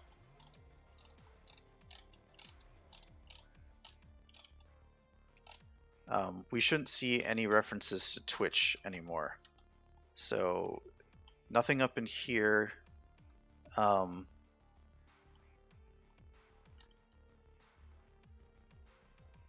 Nothing up in here.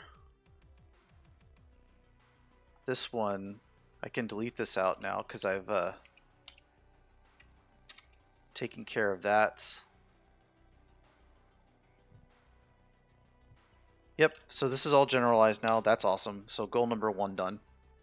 Um, so let's kill the current bot and try running this one.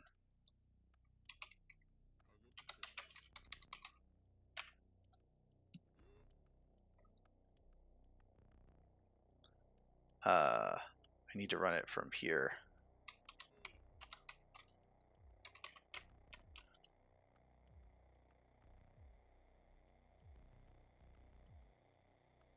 Well, that's beautiful.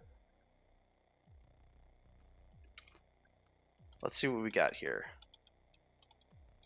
Some injection got all screwy. Unable to resolve the model for type Twitch user. Oh yeah, okay, so one thing that I need to do in the service startup now, before I create the IRC client adapter, I need to add a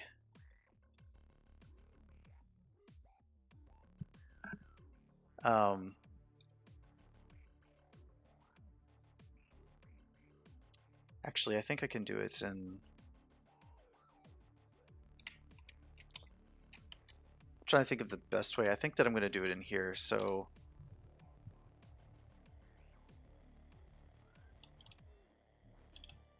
how'd that options thing work? Where's the options at?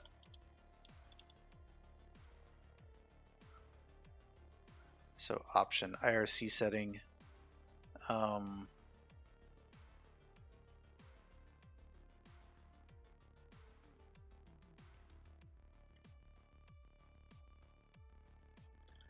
I'm curious if there's a way to set this. I'm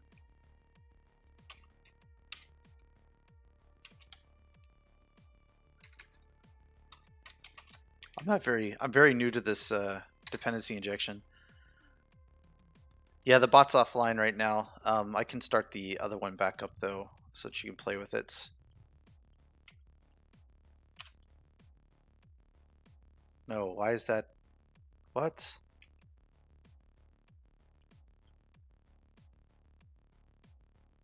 What the hell? That shouldn't have affected the other bot at all.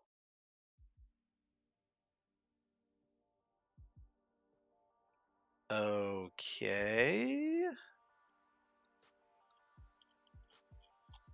Alright, well, something screwy with that too. That's weird. It was just working. Whatever. Let's see what I can do again, which I've done several times now. Git add, commit, git checkout, master,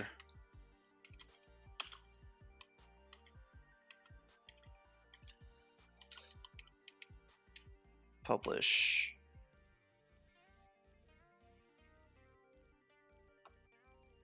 And then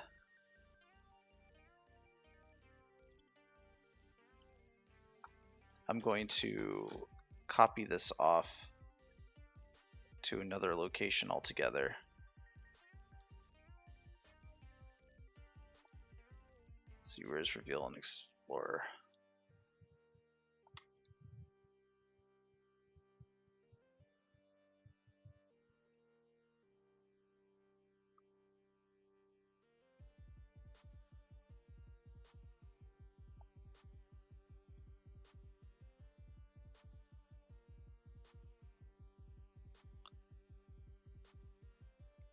Can't see what I'm doing, but I'm copying this around. Interdependency injection? Yes.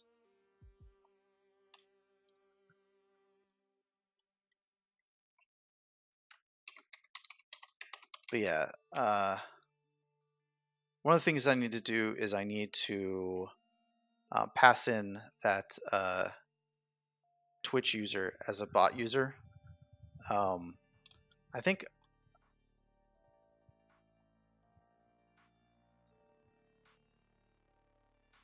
that's weird.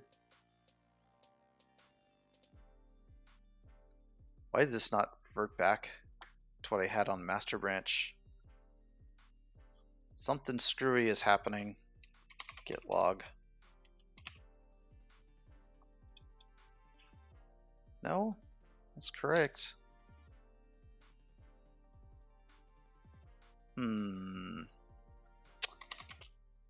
That might have been just a waste of time.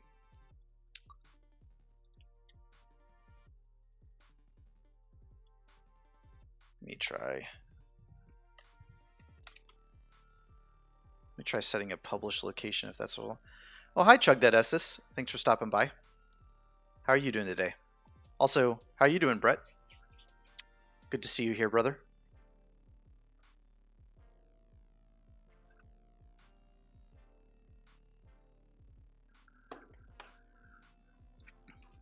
So let's do .NET Clean.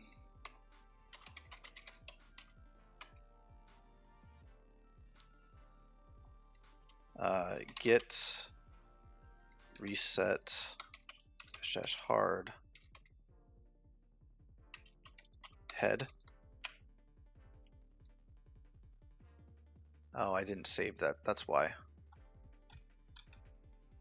Oh well, we'll get out of there. Don't save. Close out of it. And then .NET Publish. Can I set a path on that? Mark, did you see the dwarf GIF? I did not see it. And I don't have a high mark on here. Should probably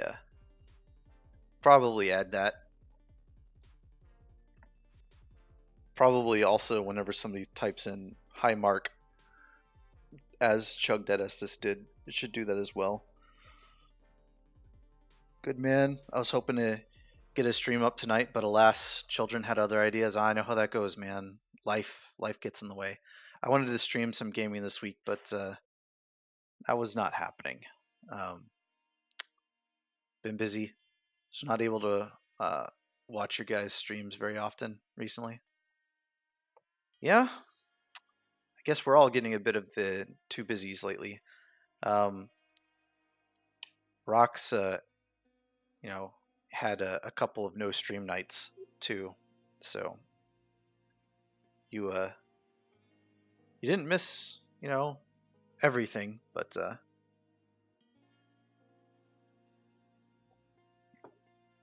all right. So can I set a path and output directory? Awesome. Let's do that.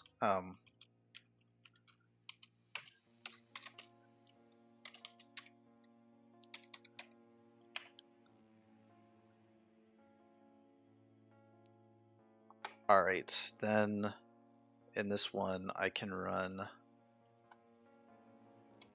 C drive twitchbot exe.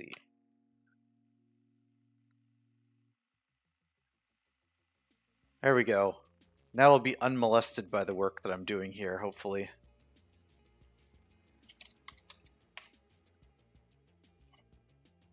Yep, there we go. Bot's up and running. Feel free to play with that.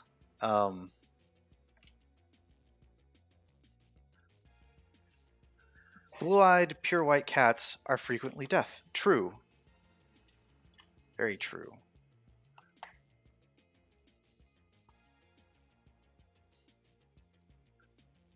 So, all right, back to coding. So I generalized that IRC thing. It obviously didn't work. And I need to inject that dependency. So what I was going to look at doing here, first of all, I need to go and check out that branch again.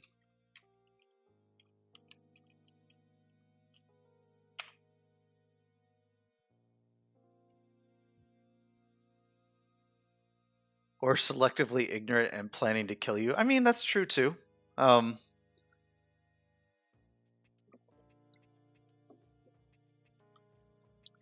don't think cats are as evil as people let on. I think people are just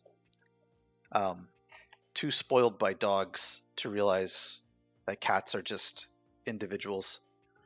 When to use C# over Python or Go? Probably not a good way to answer. So, okay, I have my own decision-making rubric for when to use what language. Um, this doesn't mean that it's the way for everyone, but typically I do it like this. If I need to have very like low-level control, at least, okay, I'm not talking about like hardware level control, but low-level control, like I need to do some very low-level things, then I would go with anything like the .NET framework or Java because you get more control over what you're doing. There's more available. There's a lot of libraries out there that can help with that with a lot of that work. So I would choose it for that. Um, for .NET based web stuff, I use C# for that because if I'm going to do APIs, it's going to be a lot easier to write it in ASP.NET than pretty much anything else because I think that's probably the best framework I've ever worked with. Though Java Springboard's okay. It's okay. It's not as nice as ASP.NET in my opinion, but it's okay. As for like when to use Python and Go or PowerShell, scripting languages are always great. They go good for any kind of automation glue. Um, I use all of them for various things, and I'll decide based off of what they're good at. For example, PowerShell is probably the best language for working with Azure. So if you're doing Azure related stuff or Active Directory related stuff or Windows related stuff, PowerShell is like your go-to there. Python is really good for kind of Linux automation. It sucks on Windows automation. Sorry, everybody, but it does. And it's pretty solid at um, kind of CI/CD automation as well. I tend to use PowerShell more than Python in CI/CD automation, but that's more of a preference thing. It's pretty good there as well.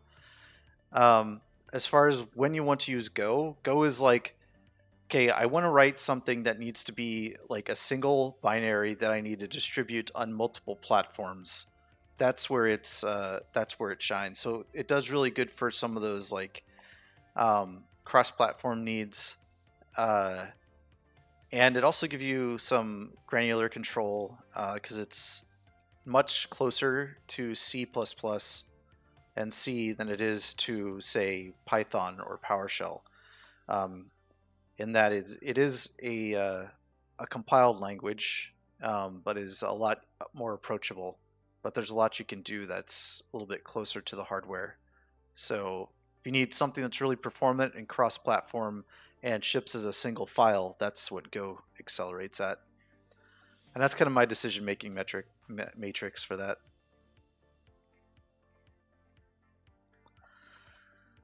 All right. Your mileage may vary. You're welcome. You're welcome. So this Twitch IRC client adapter, I need to pass in something to it. So I was going to see if there's a way to configure it here.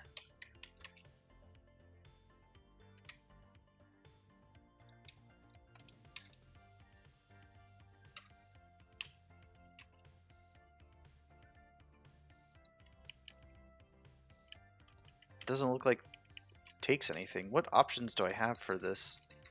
I'm so not familiar with the dependency injection.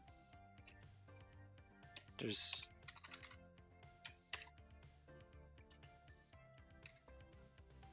none?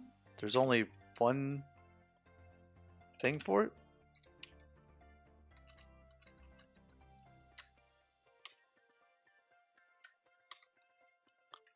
Yeah. Okay, there's like no overrides for this? That's weird. Oh, I'm not getting any IntelliSense, that's why.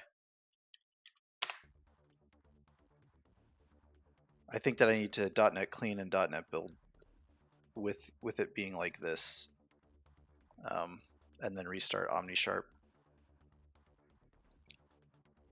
Make sure that the bot's still running. It's doing its thing.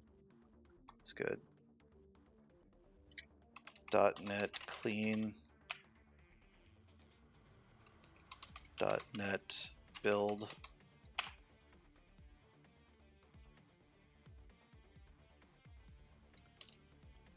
Restart OmniSharp. Let's see if I get some IntelliSense now. I don't have unresolved dependencies. Stupid. Ugh. Alright, do I have anything now? Add singleton. But I don't have anything for these. This is weird. I want to see what overrides are available. It doesn't look like there are any.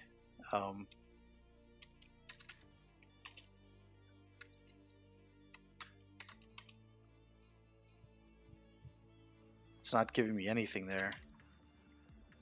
Huh. Alright, well I tried.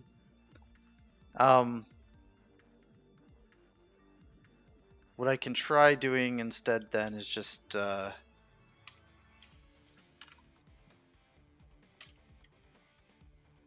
add singleton.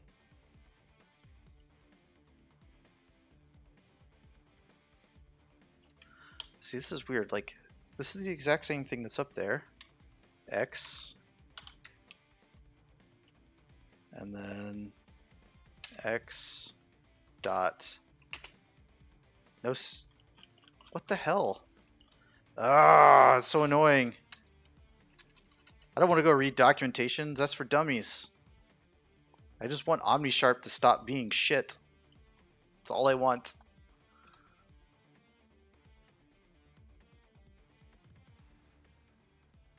I guess we'll try configure.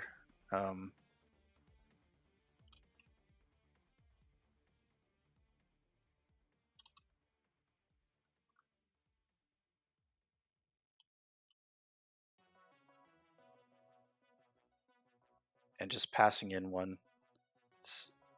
That's going to be the simplest thing to do. So basically I need to pass in an IRC user that represents the bot itself. What are you making? I am making an IRC-based chatbot for Twitch, which you can see kind of the prototype of it right now live here. So we can get like where ISS is at right now. We can do exchanging US dollars to Canadian dollars, and we can do an urban dictionary lookup, and we can do cat facts.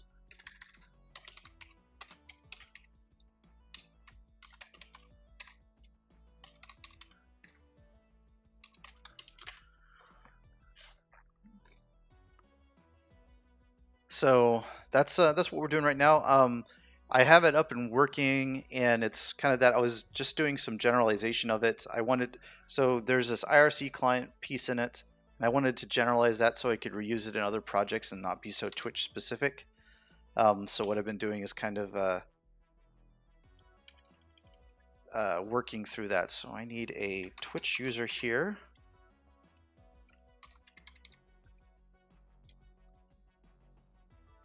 And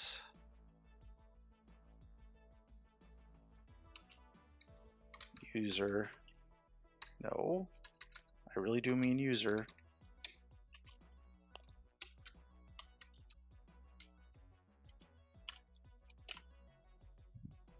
And we're going to do user dot username. What? This is really weird. It's like not responding to this at all. Not getting any of the good stuff from you stupid OmniSharp. You're killing my buzz here.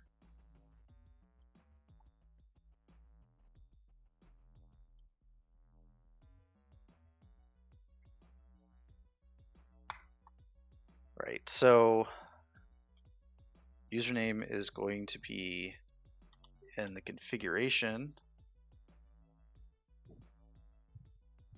So if I do configuration dot get value bot owner bot username. That's what I need.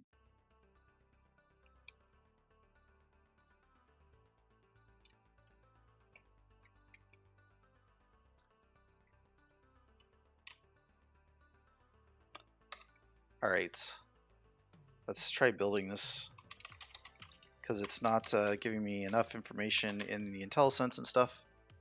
Help. 100% grass-fed, like any healthy bot should be. Yeah, Twitch bot. It's a rite of passage for everyone who does coding on stream on Twitch, right? To stream while they build a chatbot. And let's work through these camera problems too. Is that better? Yeah, okay. I was getting all screwy. And I don't think those are unrelated. I think that the lack of GPU acceleration in order to show VS Code affects the OmniSharp. It affects the camera and all that stuff. So that kind of sucks. I need to get another screen. Is what it's looking like. If I want to continue streaming, I need to get another monitor. It's gonna have to happen.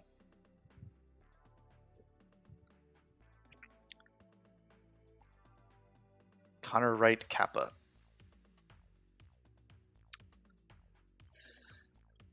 Yeah, I'm not familiar with that name. Psycho. So so this built, that's good. So let's try this. Let's try killing the bot.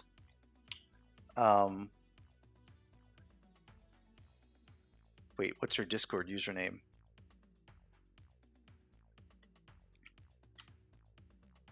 Now let's try running the new bot. Awesome. So we got some problems here.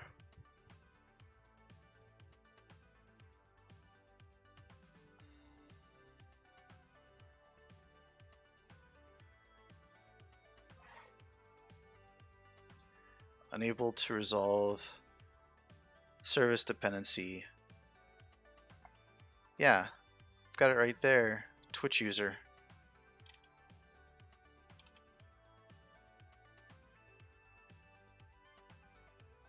It's right there. Works the same way as all the others.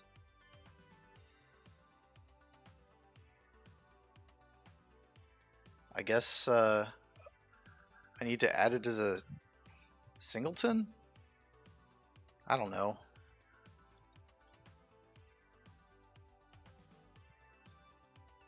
It's so weird. Does this have to, the options have to derive from something for that to work? Is that what I had to do? No? What the hell? It's done exactly the same way as all the other ones. Twitch IRC client adapter. I mean, it's right here. Saying Twitch user. I configure it. I do it the exact same way as all the other ones. Oh, I think on those services, right? So that's like IRC settings, which is IRC client. It comes in as an I options. Yeah, okay, that's what I need to take it in as.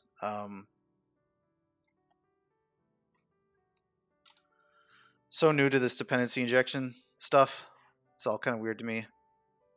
Connor Wright Kappa 1337Y. You got leet. That's impressive. Yeah, that is pretty impressive. Yeah, you definitely remember your name. I'm trying to think where from though.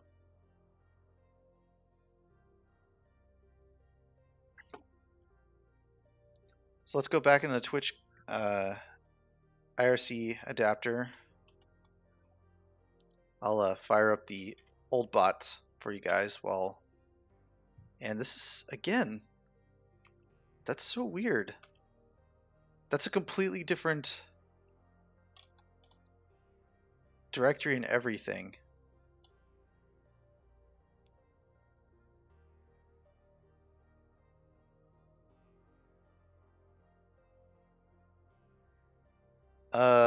So annoying. So annoying. Um,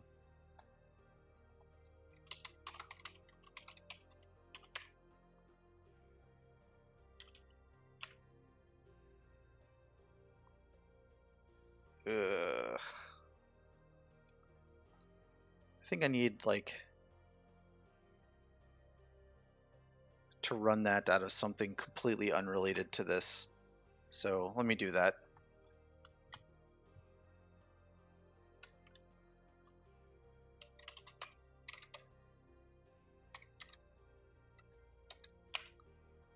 No, it's broken. Why does building it here affect it in a completely different folder? That doesn't make any sense whatsoever. Oh, I know why. Haha. Gotta take care of this right quick.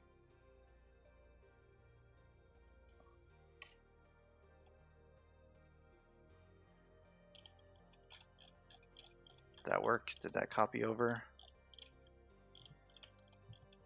It did not. My app settings file was not copied over. That's what's going on. I know you guys can't see what I'm working on right now. That's fine. I'm just copying files around. And then I also need to, in this thing, set something. To make something, I have to make my screen invisible for a second. So let's switch scenes real quick. All right, while I'm working on this, so that I don't accidentally show some secrets on the screen there. Wouldn't want that to happen. Wouldn't want people getting a hold of my bot's credentials. That's not good practice. So what's going on over here in chat? There's some activity going on. We'll eventually figure it out. Oh, I think I know. Didn't you make a Discord bot or something? Asphalt or something? Can't remember exactly. Oh, that's awesome. Fun times. Hey, come on, Marky Kraus. Sharing is caring. I mean, you give me yours, I'll give you mine. How about that? You want to swap passwords? You give me yours first, and I'll make sure that I can log into you first, and then I'll give you mine. That's how trust works. Gonna get a hold of your desktop wallpaper if you're careful. I mean, I don't have one desktop wallpaper. It just filters through an entire folder of porn, right? No, it's I have a rotating anime one that I use. Uh, it's still not doing that. Configuration app settings JSON was not found and is not optional. It's right there. Oh, it's getting it out of my what? That's weird. It's looking for it in my huh. I guess I need to learn some more about configuration. That's super weird. It's looking for it in a weird spot. Hold on.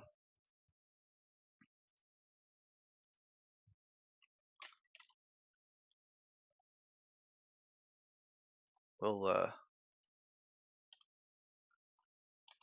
I thought that it would pull it from the local directory where the exe is running from, but apparently it's only looking for it in my user path, which is not helpful. So that's something I'm gonna have to figure out. Actually, I think I know why.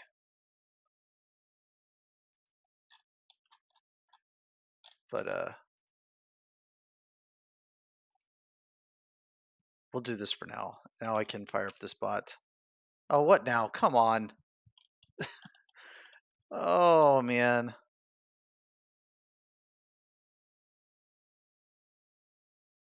Okay, well, obviously that's not going to work either. So bot's offline for now. I'm while I'm working on this, we're just going to have to suffer through without that bot running.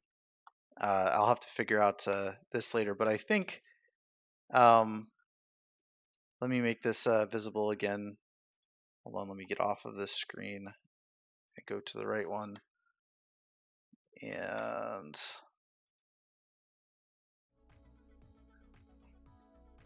let's do, it's visible now. Awesome.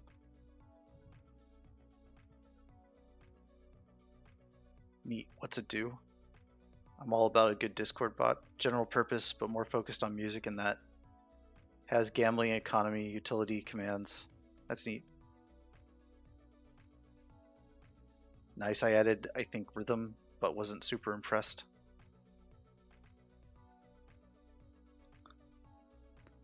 I used that bot in my server a little. It was really good. It's cool. All right, so I think the reason why you couldn't see what was going on, but I was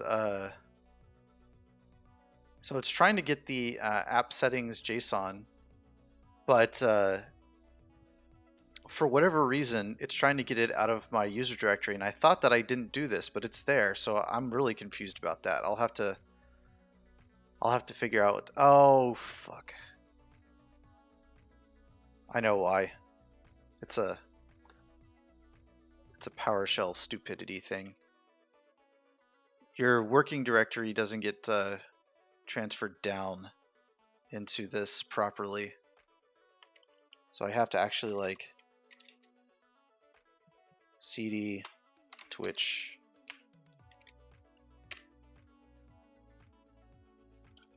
That still didn't work, but whatever. Anyways, I thought that this was missing. It's not. I'm going to have to change this from get current directory.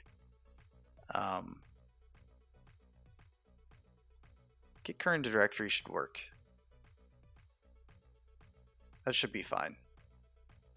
I might also want to take in like the path to that path to the app settings JSON as a parameter at startup, but that's okay. That's good enough for now. So I'm confused why this isn't working. So .NET clean .NET build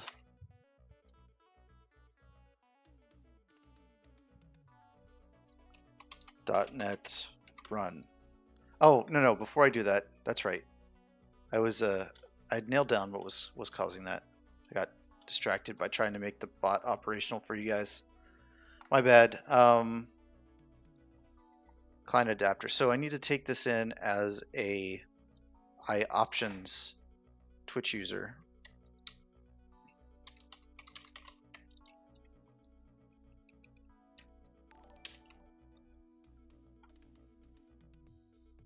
Hey, thanks for following, Connor Wright Kappa. Appreciate that. I do alternate between gaming and coding, so if you come on and you see I'm gaming, don't be too confused. I warned you. But let me make sure I've got the right RC client. iOptions is in extensions options. I just need to make sure that this is in there. For whatever reason, this isn't showing up in here. So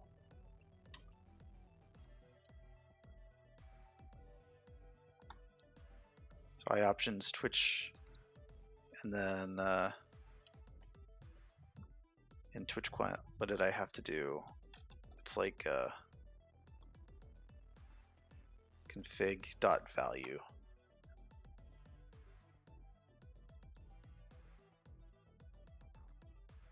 Bot user dot value, and that should give me the thing. Then I build. How many servers in your bot? How many servers is your bot at now? I don't mind gaming. I'm mostly here for the blind Earthbound playthrough. Yeah, I'll get back to the blind Earthbound playthrough. for sure. I think tomorrow, since it's getting close to Halloween, I want to spend some time playing um, Bioshock. And when I play Bioshock, for everyone who hasn't been around for that, I have a nice jump scare that you can 100% every single time you tell my bot to play it, it will definitely make me um, swear many cuss words. But I don't do well with scary games, and Bioshock is kind of in that genre. It's about as deep into scary games as I'm willing to venture, anyways. Rocks in my dryer is way braver than I and was playing Outlast last night. Last time I checked, it was like 75k servers and 600k users. That's pretty impressive. That's a well-loved bot for sure. .NET Run. Let's see what we get out of this. Now that I think that I fixed the dependency injection problem. Boom sauce. All right, let's try something. Yes. Look at all that scrolling goodness. Good times. And my commands are working now with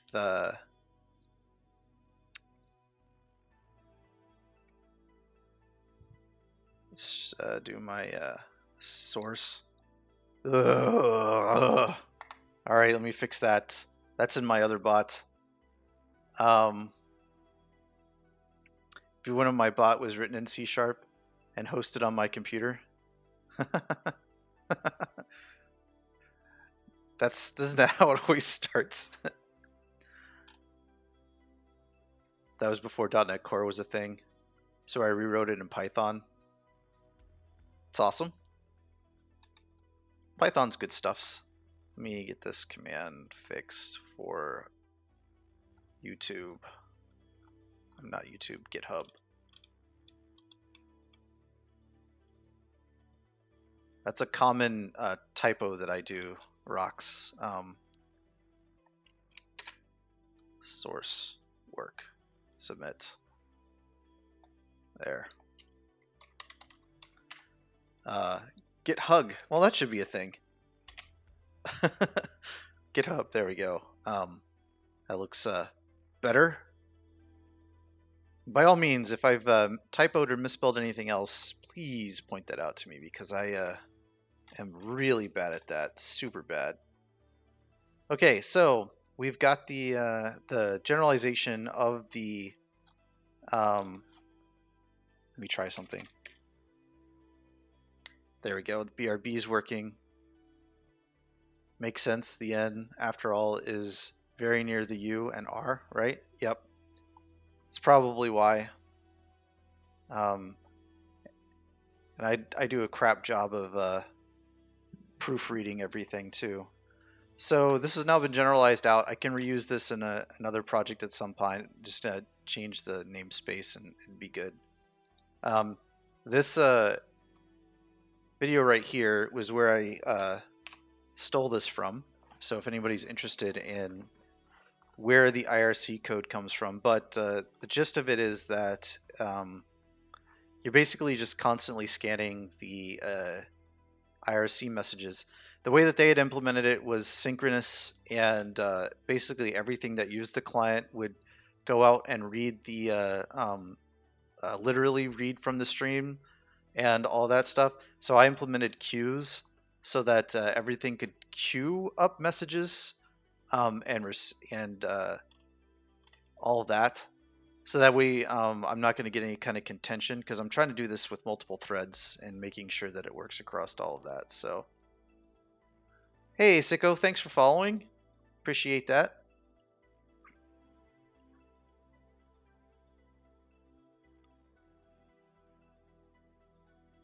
That's some name of that guy, Hardly Sober. That is a awesome name. Rings true.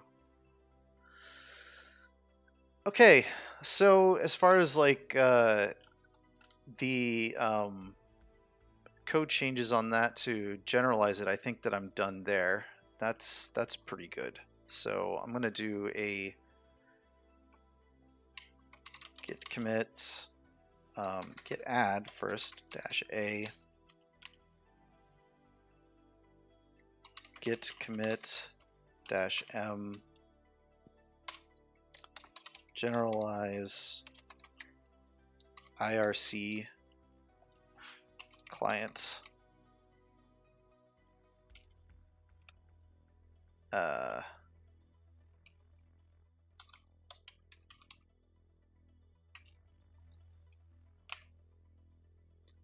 And then let's merge it into master. I'm going to do this way instead. I'm going to do it through GitHub.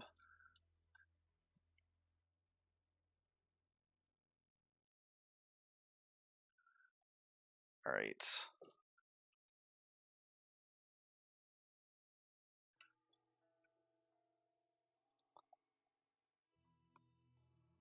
Pardon my progress on this.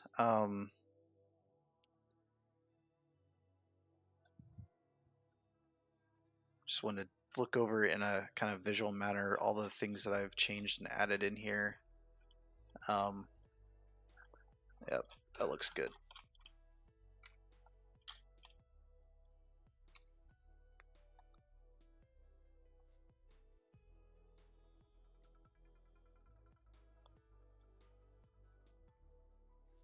Merge that. And now we'll do this way, where we git checkout master git pull, and then .NET C.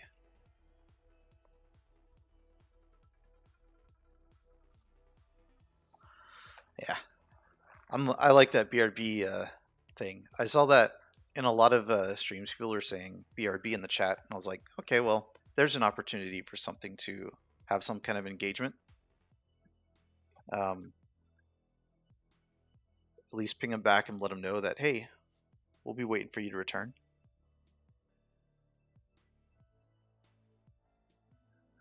All right. So the next thing that I wanted to work on with this was to add the ability in the IRC to join more channels. Because right now this works with only a default channel, and I want my bot to be able to sit in multiple channels. And welcome back, Modern. In those channels, be able to interact in different ways. So I'm going to see what it takes to join the channel. Looks like it's just join and then that. So that should be relatively easy to do.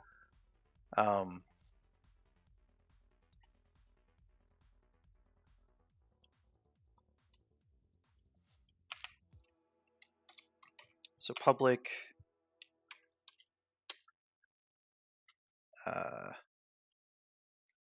void. Let's do task. Let's do an async task join channel.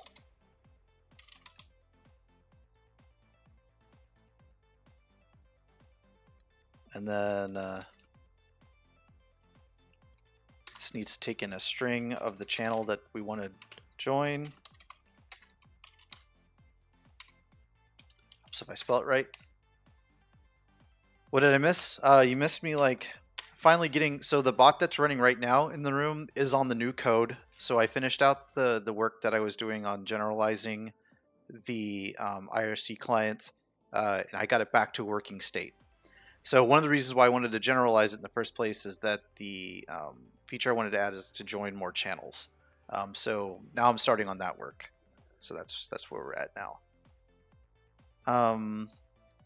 So we need to join channel, and this is going to be pretty easy to do. Because I just need to await and then send IRC message async, and this is going to take a string that has join, bam, and then channel. All right. So now that has the ability to do that, I need to update the interface for this so that it's available on that task join. I need to change that to join channel async, because it is an asynchronous method, and it's best practice to name your asynchronous methods as async.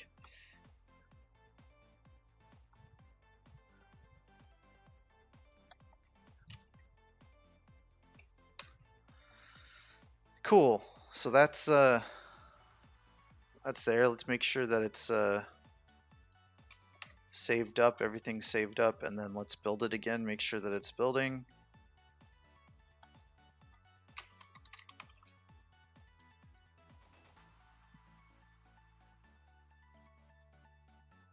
Yeah, I've got the bot running, so I need to stop that so that I can build.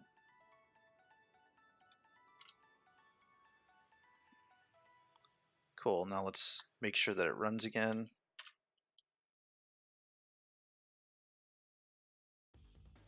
Cool, so I've added the feature, but it's not being used. So that's a nice little iterative step we can do. Git add -a, git commit -m, add channel join support to IRC client. Push that up. And for anyone interested, the source code for this project is on my GitHub. So let me get the link for that real quick. Put it in here.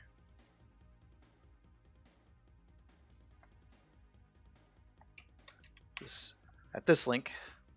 So if you're interested in seeing the code that I'm working on, or you want to clone it or play around with it, I do want to take a minute. One of the things that I wanted to cover today before I go into actually using multiple channels and adding the support inside the IRC bot is I wanted to go over kind of the design of this bot, just for my own sake and my own understanding, and so that other people who are looking to maybe do something like this have an idea of what I'm doing and why it's so complex. So if I wanted to just do a simple bot, I really could. I could have made this all synchronous. I could have made this very like opinionated to what specifically I was doing, but I was trying to learn a couple of concepts here, and one of them is dependency injection, which is what this craziness is here. So what this allows you to do, all these add singletons and configuration and all that kind of stuff, what this allows you to do is allows you to build different pieces of the code in ways that don't have to understand other pieces of your code, so they can be separate, right? Normally, if you're writing an application without dependency injection, you would do a couple of things. You would start out and you'd like define all these different classes and instantiate them and say what needs to be in there. You need to know a lot of stuff about the application, and that makes it really hard to like kind of decouple that. So like usually you have to have some kind of runner that's setting all this stuff up for you, and you very procedurally like create this one and then that one, and then you have to determine yourself which classes need to be passed into which other classes as parameters and all kinds of stuff. So it's a little messy. What this allows you to do is basically create services like this. So this IRC service, when I started on it and with the code that was given, it basically had this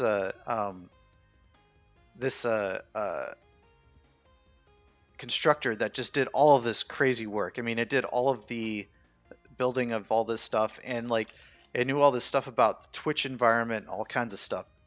Instead, what I'm doing is I'm saying, hey, when I start up, I need to be passed in this IRC settings, which is something I created for it. And all that is has all the things that this needs to run, and then a logger service. And this logger lets me do all the logging. So I don't have to know inside this class anything about any of the rest of the application. And me as the coder, I don't have to like create some code to do it. Using the dependency injection, it's done for me. Whenever this gets called, whenever the IRC client is needed. So got the IRC client defined here, right?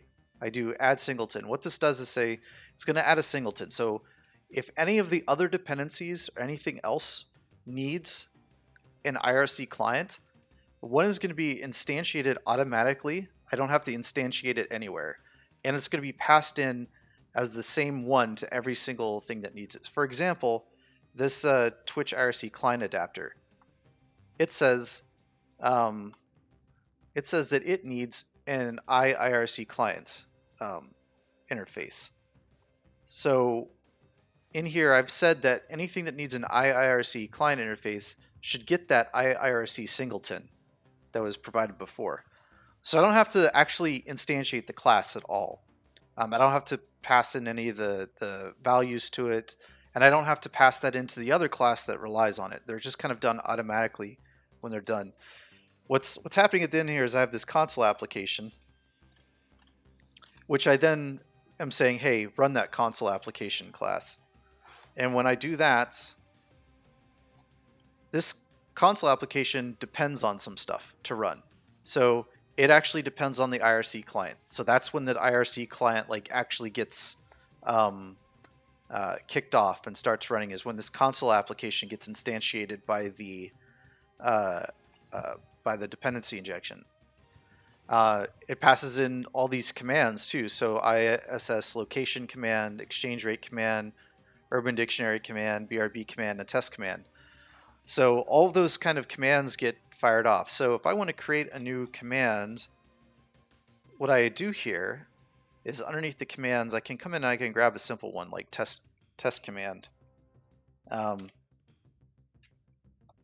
I'm just going to kind of clone this right quick. File. Let's call it, what was somebody saying before? It was nerd. Super impressive. You know how to do all this. I only know it because I've been doing this specific project to learn it. So, I did not know any of this before I started working on this project. It was all new to me. I'd vaguely run into it a few times doing ASP.NET projects, had no clue what was going on. I just knew that if I tickled these things here and there, things happened, and didn't really get a deep understanding why and how. And now I kind of do from doing this. So let's create a new command. Anybody got an idea for a command? Something really simple that just spits back text, doesn't do anything crazy. I guess we could do the high mark one. That'll work.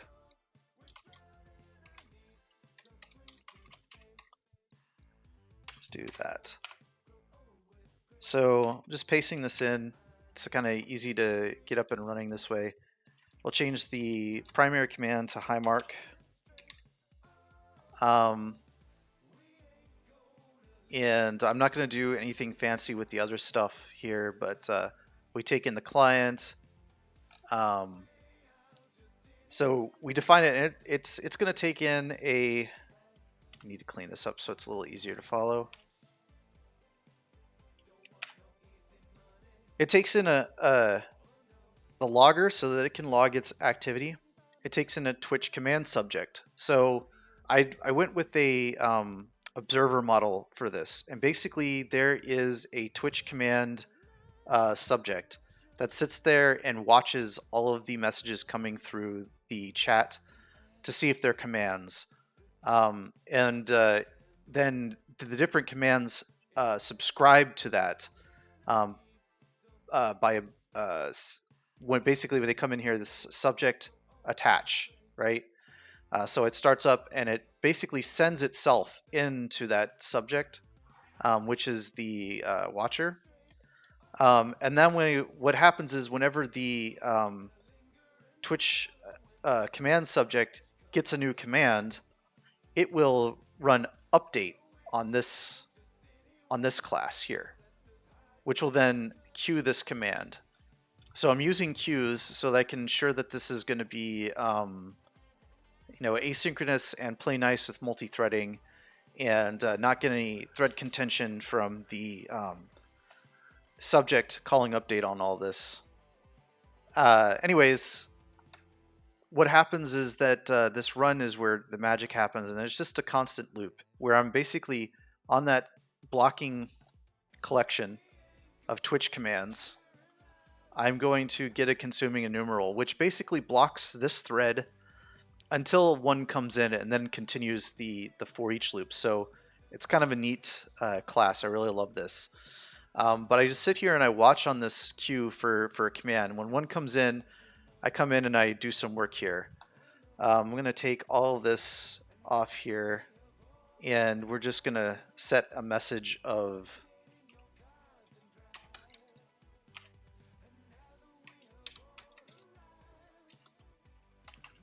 oh, hi, Mark.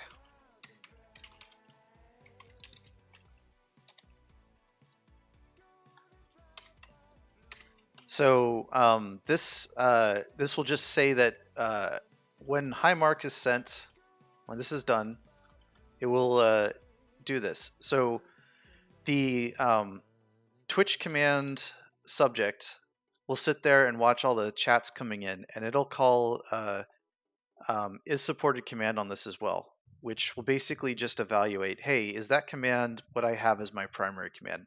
I made this flexible because the other ones, like let's see, ISS is a good example of it. It's using a command regex to actually like check a couple of patterns that are possible for the bot name, bot command.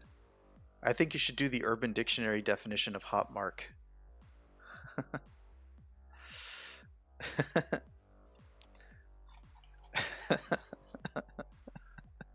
That was so bad, everyone. The hot mark, don't look it up. It is bad. So I've created this hi mark command. I need to change a few things, and so it's copy pasted. I need to basically change test command to be I need to change this something else first. If I try to change it there, it'll screw it up in the other folder. And then change this everywhere else that it's mentioned. And we're good. So I have this new command, hi mark command. So I need to do two things to then tie it in. That's in program. I need to now add that command in here, and I can basically just copy one of these lines, do this, and it'll get injected with everything it needs. And then inside the console application, I need to just do this,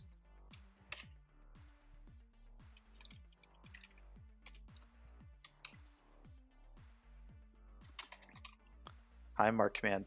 And what I should probably do now that I have like a kind of understanding what these commands look like, I should create an interface for them, because they tend to have similar stuff. I wasn't sure how they were going to turn out, so I was using just raw classes instead of interfaces. But we also need to add that command to the observers. This isn't really required. I'm just doing this for future. So basically, at some point in time, I might want to like add some stuff to shut down commands or something like that, and there's no way to do it without kind of tracking it. So that's what I'm doing here, is just tracking these commands that are done, but it's not absolutely necessary. Anyways, now that we've done that, let's switch over to the. It's beautiful. I don't know about beautiful. So let's build the app now with the new command in place, and then run it. So before I run it, let's just show there's no hi mark in here. I misspelled my own name. That's awesome. Hi mark. All right, so nothing there. So .NET run.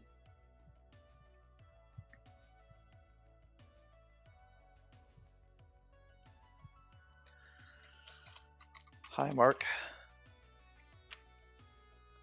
Oh, hi Mark. So that's how you kind of plug in a command there. Now, obviously, this is not going to be end user friendly for those of us who aren't developers, and this way of making commands isn't really what I was intending it for. More of like the ISS and money exchange and catfax commands are more what I intended this for, so that I can get some raw APIs and do some more interesting work. Just doing like text response commands. What I would do is I would create a new command that could take in probably a JSON file that has a list of the commands and their output, and kind of work through those. That's how I would really implement that. So it's a lot easier. And then the that makes it kind of easy to put like a UI around it or something like that. But for the more intense commands that need to do stuff that's kind of outside of just spitting back text, that's what this kind of command interface is done for. So that's how we add a command in here. I already showed some options on this, how that works. The other thing that I was looking at was the config. So config is done in this app settings JSON file. So I'm basically working on some stuff. So the bot username comes in from here. The bot owner comes in from here. So that's me. That's the bot name. But if you look at like the app settings models, app settings, is it an options? It's an option. Yeah, app settings. So you look at it, it actually has like bot password as well. And obviously I need a password to do. So that's what's been going on off screen. There is in the program here, I have it set up so that anything with twitchbot underscore from the environment variables becomes part of it. So what I'm doing is I'm setting the password as an environment variable before the thing runs, which is why I have to run it out of this very specific window, because that's the only one that has the password kind of set. And then so it gets pulled in from that app settings.json and the environment variable. And what I was doing here is that I want to add channels so that I can join multiple channels. So that's what I'll be working on next.